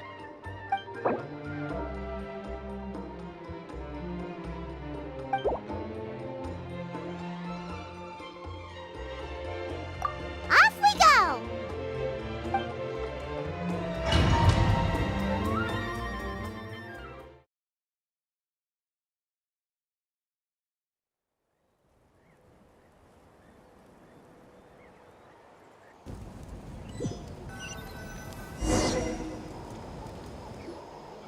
Here we are. Our honored guests have arrived. I have heard much about your fine work over the past few days. I hope you'll allow us to thank you properly after tonight's ceremony. Don't worry about it. Getting this huge venue ready must have been a huge task. No need to make extra work for yourselves on our account. If it means getting the Mountain King issue resolved, no cost is too great to bear. A resolution will come in due course, but every great fire starts as a tiny spark. We must take it one step at a time. No one would disagree with you if that were possible, Chief. But it's been far too long since we've seen a real step forward. Look around you. Can't you see how our numbers have dwindled since the last Turnfire night? The ceremony was arranged on short notice. Many are away from home and could not make it back in time. That may be so, but still... Good evening, Traveler in Paimon. Kanich! Not a moment too soon. Chief Wayna, Elder Trinidad, could you give us a minute? I'd like to give the Traveler a few pointers as the previous Flamebearer. Very well, but make it quick.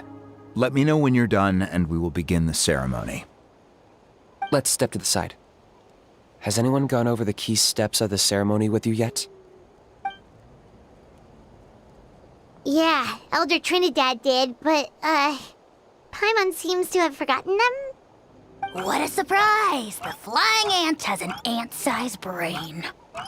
If you don't want your tongue to be burned off by the sacred flame tonight, I suggest you stay quiet. See those sacred flame pillars? Once you've lit the fire, go light each one up in turn.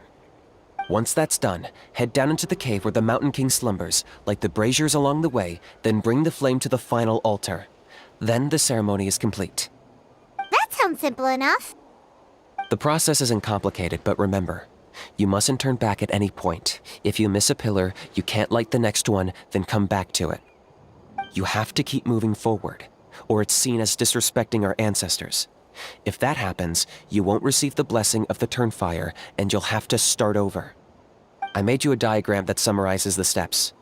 Take a look.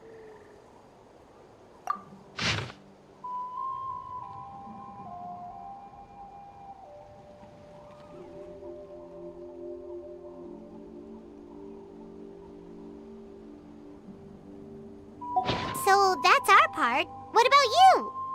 I'll be with you the whole way, and once you've lit the altar, I'll start summoning the rift.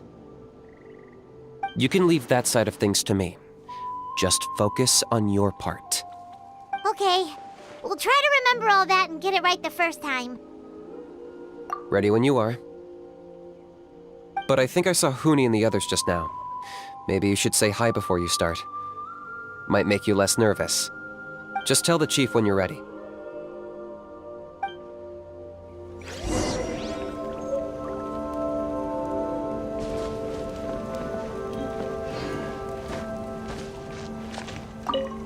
Oh, Miss Traveler! You look so pretty today! You're gonna make sure the Mountain King never threatens us again, right? I believe in you. I'll be cheering you on the whole time.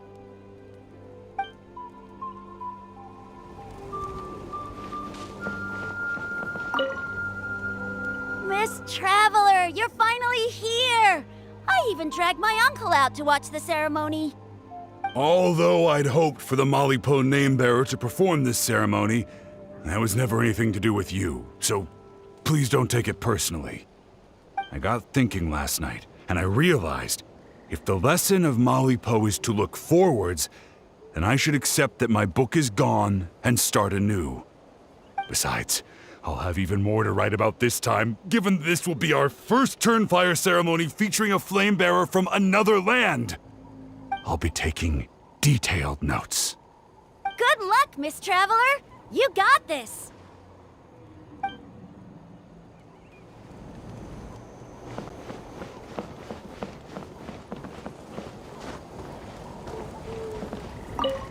Hey!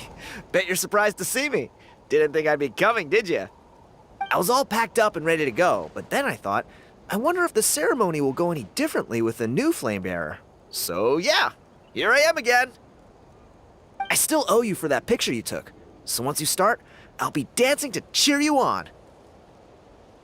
Don't be nervous, you'll do great.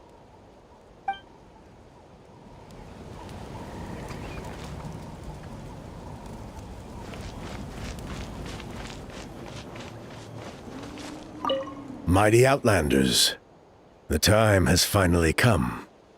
You know what must be done. Please remember, you must cleanse as much abyssal energy as you can. This is the only way to prolong the Mountain King's slumber. I am sure you have what it takes.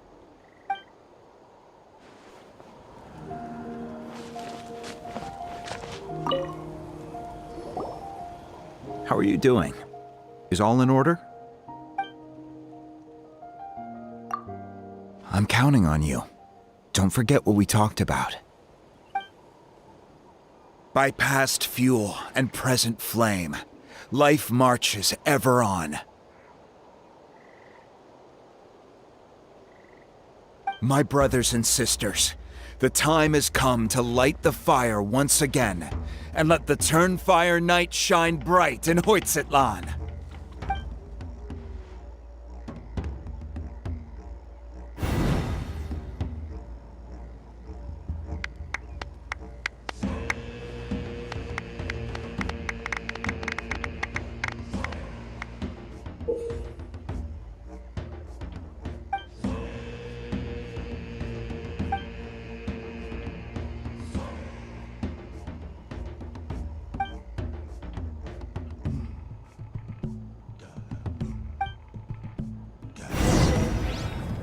Go get the sacred flame.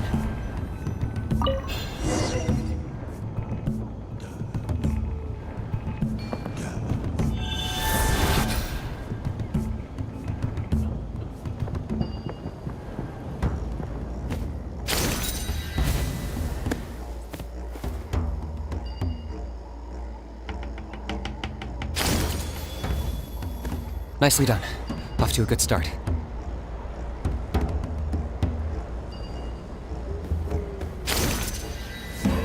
Great stuff.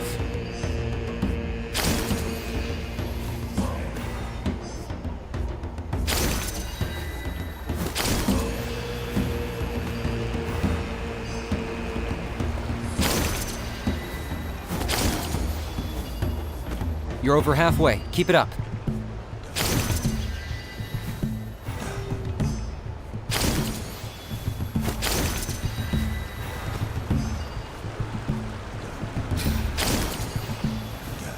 Impressive.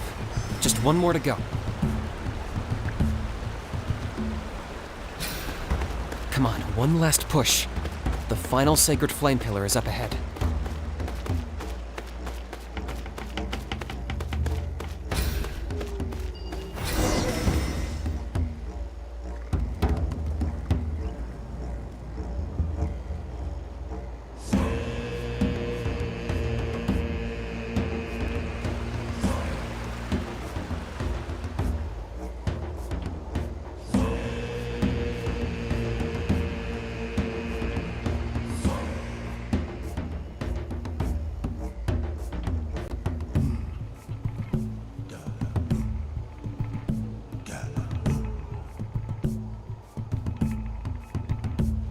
Great!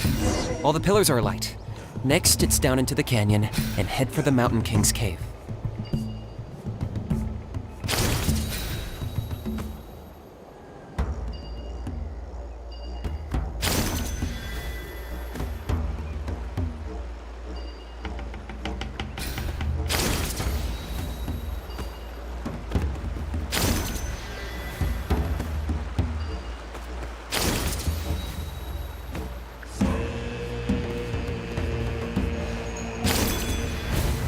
Almost there. The cave is just up ahead.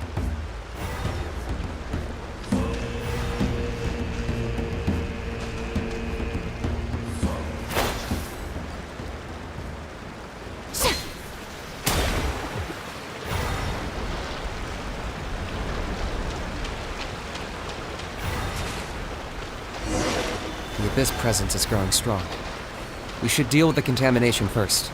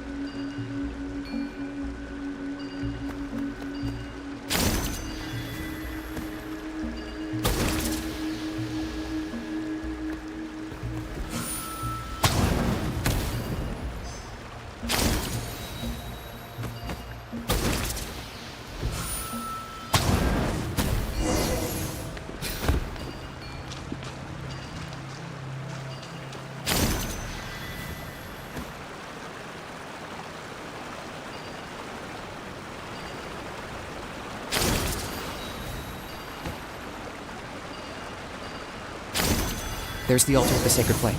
Remember, light up the torches around it first.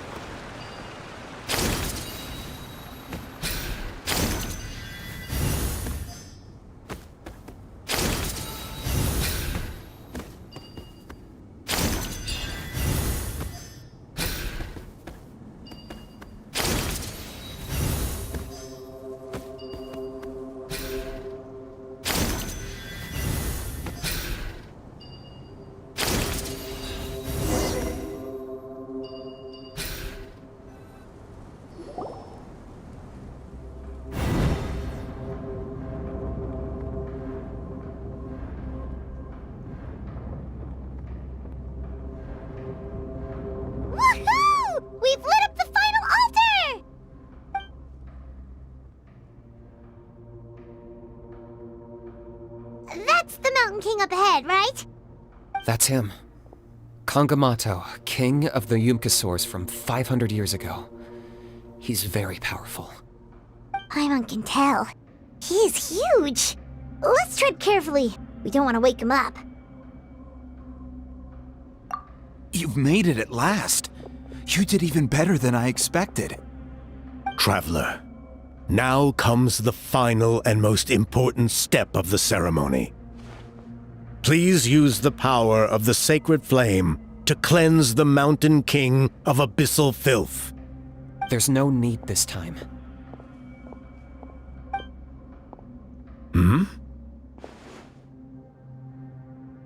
Such strong abyssal power. What is that thing? Kinich, what is the meaning of this?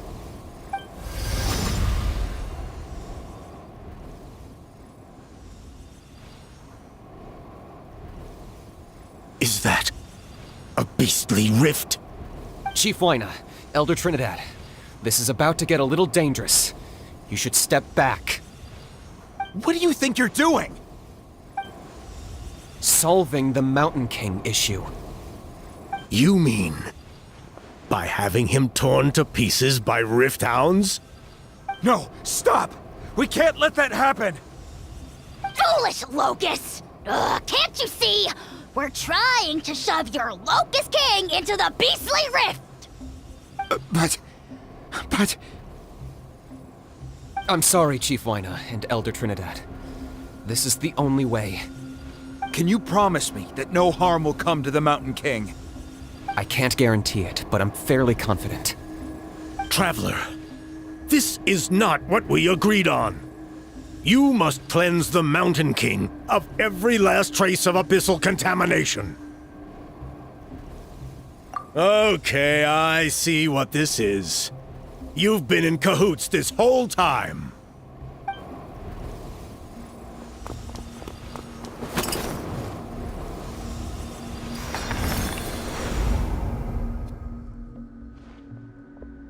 You imbecile! What have you done? Oh no!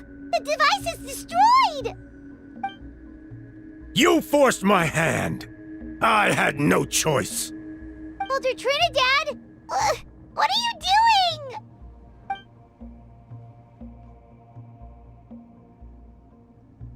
No! The Mountain King is waking up! He will cause even more casualties! Everyone, out! Now!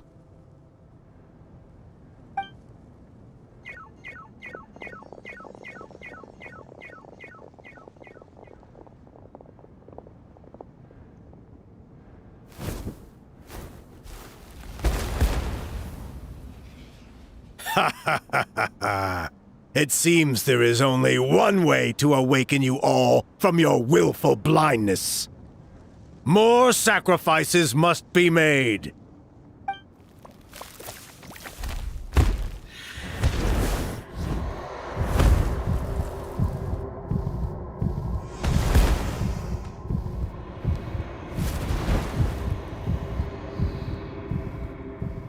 Take me, O Mountain King! Take me as your next sacrifice!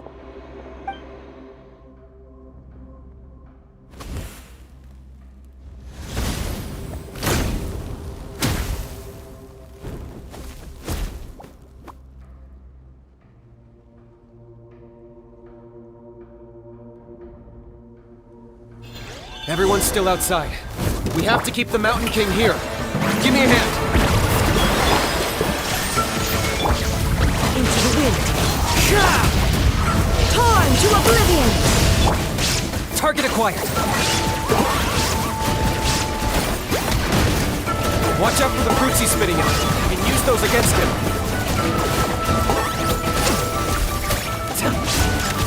Yeah, that's it!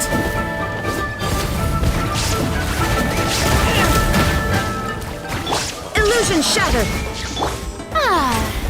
The show begins! One with nature. Time for retribution!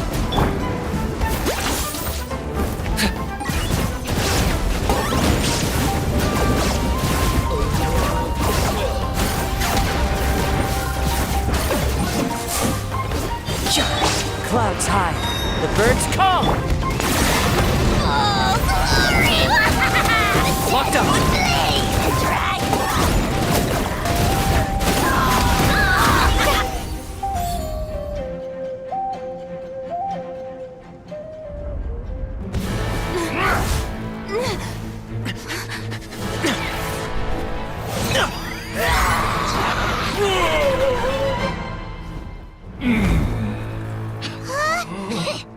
What do we do? We can't open the rift!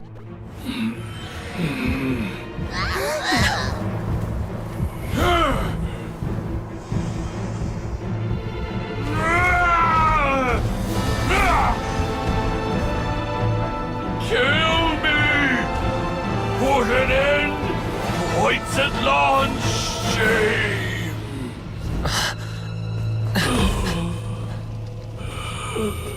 By past fuel and present flame, life marches ever on. Oh, Burkina, I must atone.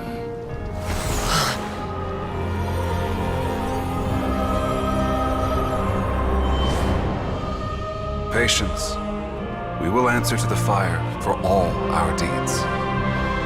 Even if one day I fall behind, never look back. Keep moving forward, as we are now.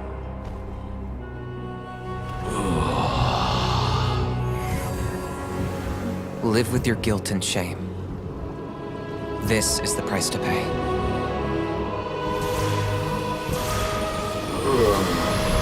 Heir to the Turnfire, please use my ruined vessel to train the heroes of the future.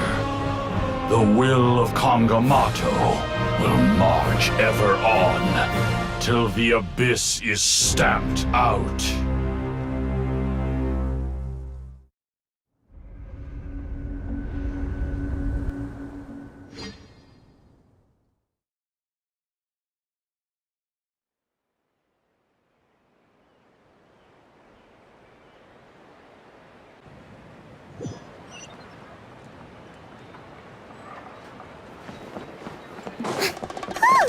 Pretty eventful day yesterday, huh?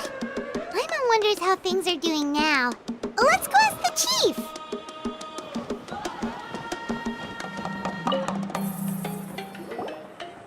Traveler, you've come at just the right time. I have some good news for you. Trinidad's condition is stabilized. He suffered burns on much of his body, but we believe he'll survive. Guess that's the best news we could hope for. Paimon has to ask, is everyone in your tribe such a risk-taker? First Kinich, then Elder Trinidad? Is this the Scions of the Canopy's adventurous spirit in action? We're simply not afraid to charge ahead into the unknown. He's fine. Don't worry. He's gone to check on the Mountain King. Something most mysterious has happened. After the incident yesterday, a transparent shell is formed around the Mountain King's body. We don't understand the mechanism behind it, but the shell appears to insulate him against the influence of abyssal power. It is somewhat akin to a scab, in that it stops the abyssal energy within him from bleeding out, while also preventing further abyssal energy from seeping in and infecting him. We've never seen anything like it. The tribe's most senior elders believe it was caused when he was burned by the sacred flame, similar to the way burned wood becomes charcoal. I think their theory makes sense. After all, we've never thrown the Mountain King directly into the sacred flame before. Wow. So it's made a barrier against abyssal energy? That's a good thing, right? It's practically a miracle from what we've seen of it so far. It means that the Mountain King's level of abyssal energy is now stable. No longer will we need to perform an annual cleansing ceremony. Wow, that's amazing! I know what you're thinking. The young people in the tribe are already speculating that yesterday's ceremony was a Turnfire night like none other in our history. Because you and Kinich, you summoned the very flame that appears in our ancient legends. A great transparent ball of fire. And that fire is what saved the Mountain King. Whoa! So that was the real Turnfire? I may be the chief of this tribe, but I've only ever known the Turnfire as a concept in our legends. I cannot answer that question. If anyone can answer it, I suspect it would be the bearer of the Malipo name. He is in the Mountain King's cave as we speak. Ah, so Canich then. Why don't we go see how he's doing?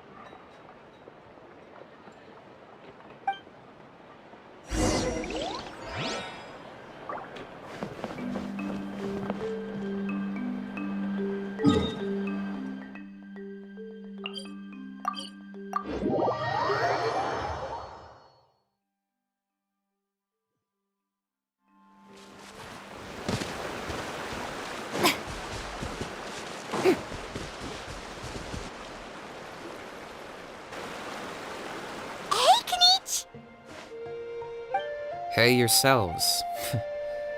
You two doing okay after yesterday?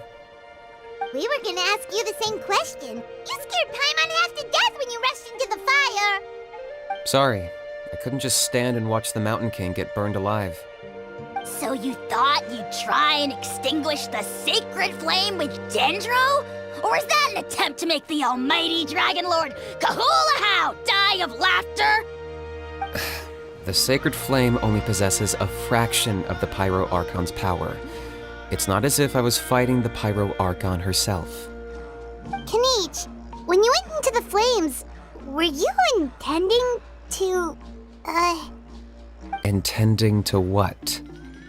to, do the same thing as Burkina? Sacrifice myself? Of course not. My focus was on keeping the Mountain King alive, not on what it would cost. But now I'm curious. What made you think I was going to sacrifice myself? Well, because everyone's saying the Turnfire is what saved the king last night. And Ponche's theory was that summoning the Turnfire is a tit-for-tat exchange, right? So, Paimon thought you decided to pay for it with your life. So you've heard that rumor too. I'm afraid I can't say for sure. What happened yesterday was a first for me too. Well, even if you don't know, there's probably no one in the world who does. What I would say is, if that really was the power of the Turnfire, I'd sooner believe that the Mountain King summoned it himself. The Mountain King? Then, what price did he pay? The core meaning of price is not atonement or compensation, but what you're willing to give up in order to obtain what you want. It's easy to die for your sins. Much harder to live with the guilt and keep on going. In the end, the Mountain King chose the latter option. For Burkina and for the tribe. That's the price he paid. Alright, so how is the Mountain King doing now? Health-wise, there's nothing to worry about. He'll enter a fighting stance whenever we set foot in his territory. But his attacks are gentler now and not as crazed as before. Like he said yesterday, he just intends to be a sparring partner for people to practice with. Yeah, I tried communicating with him again, but he didn't respond.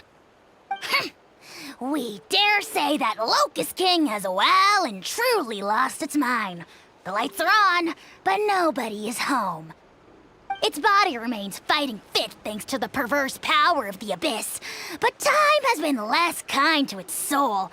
It was ground to a pulp long ago. But we saw him come back to his senses yesterday. That was merely one last burst of brain activity before it croaked. As you humans would say, it went out with a bang. Oh, come on! Stop being such a doomer. Paimon bets the Mountain King has finally let go of the tragedies of the past now, and is focusing on moving forward. That's why he doesn't have time to chat with us. He's too busy thinking about the future. Well, at least it means my fellow tribespeople can move forward now too. Thank you for your help, Traveler. I owe you one. Yeah, that's right. You caught Enjo for us, remember? But he ended up being completely useless. It's not a fair trade if you lost out. Ah, that's on him. It's not your fault he's useless.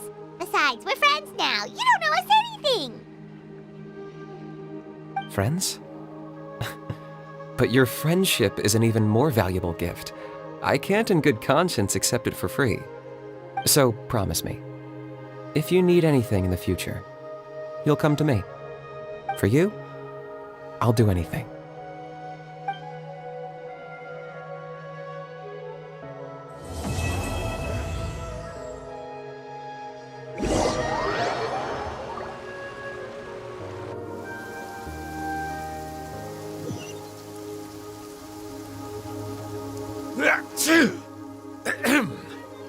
So, in the end, only poor little Huni got the sad ending?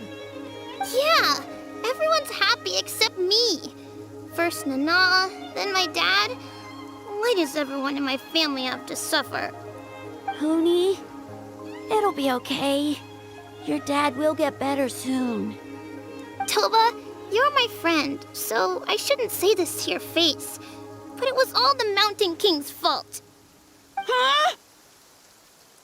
Now hold your horses, kiddo. If you promise not to fight, Uncle Sanka will tell you a story. Okay, before you roll your eyes out of your skull, I promise you can trust me. I almost got my eyebrows burned off by the Turnfire after last time. That's why I came back, to make it up to you. All right, I'll just get to the point. Do you know what Uncle Sanka loves the most about your people? What? Your extreme sports. Huh? On my first day here, I got hit by someone falling out of the sky. I believe you call it bungee jumping?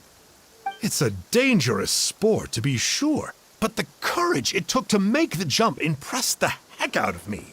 So, I introduced myself to the jumper, we made friends, and I even helped treat her wounds. Oh, such a nice friend. Of course. Anyway, the good times didn't last, because I got captured by a powerful foe, so we had to part ways for a while. In the hands of the enemy, I was scorned, scolded, and nearly given away as a gift. Oh, it was so humiliating. A horrible experience to look back on. Why does Uncle Sanka always have to suffer, I thought. So I feel your pain, Huni. I was in the same position. But in the end, I made it through, and I left all of those painful memories in the past. I even managed to reunite with my friend. Is that it? The moral of the story is to look forward in life, right? Yeah, we've heard that one millions of times. Sorry, Uncle Sanka, but you're not cut out to be a teacher. Very smart, Huni, but not quite smart enough. What I'm trying to tell you is that after I reunited with my friend, I found her injuries were all healed, but she really missed her family. So, I thought you might like to see her too. She's right behind you. Turn around and see. Another trick about not turning back? I'm not falling for that one again. Huh?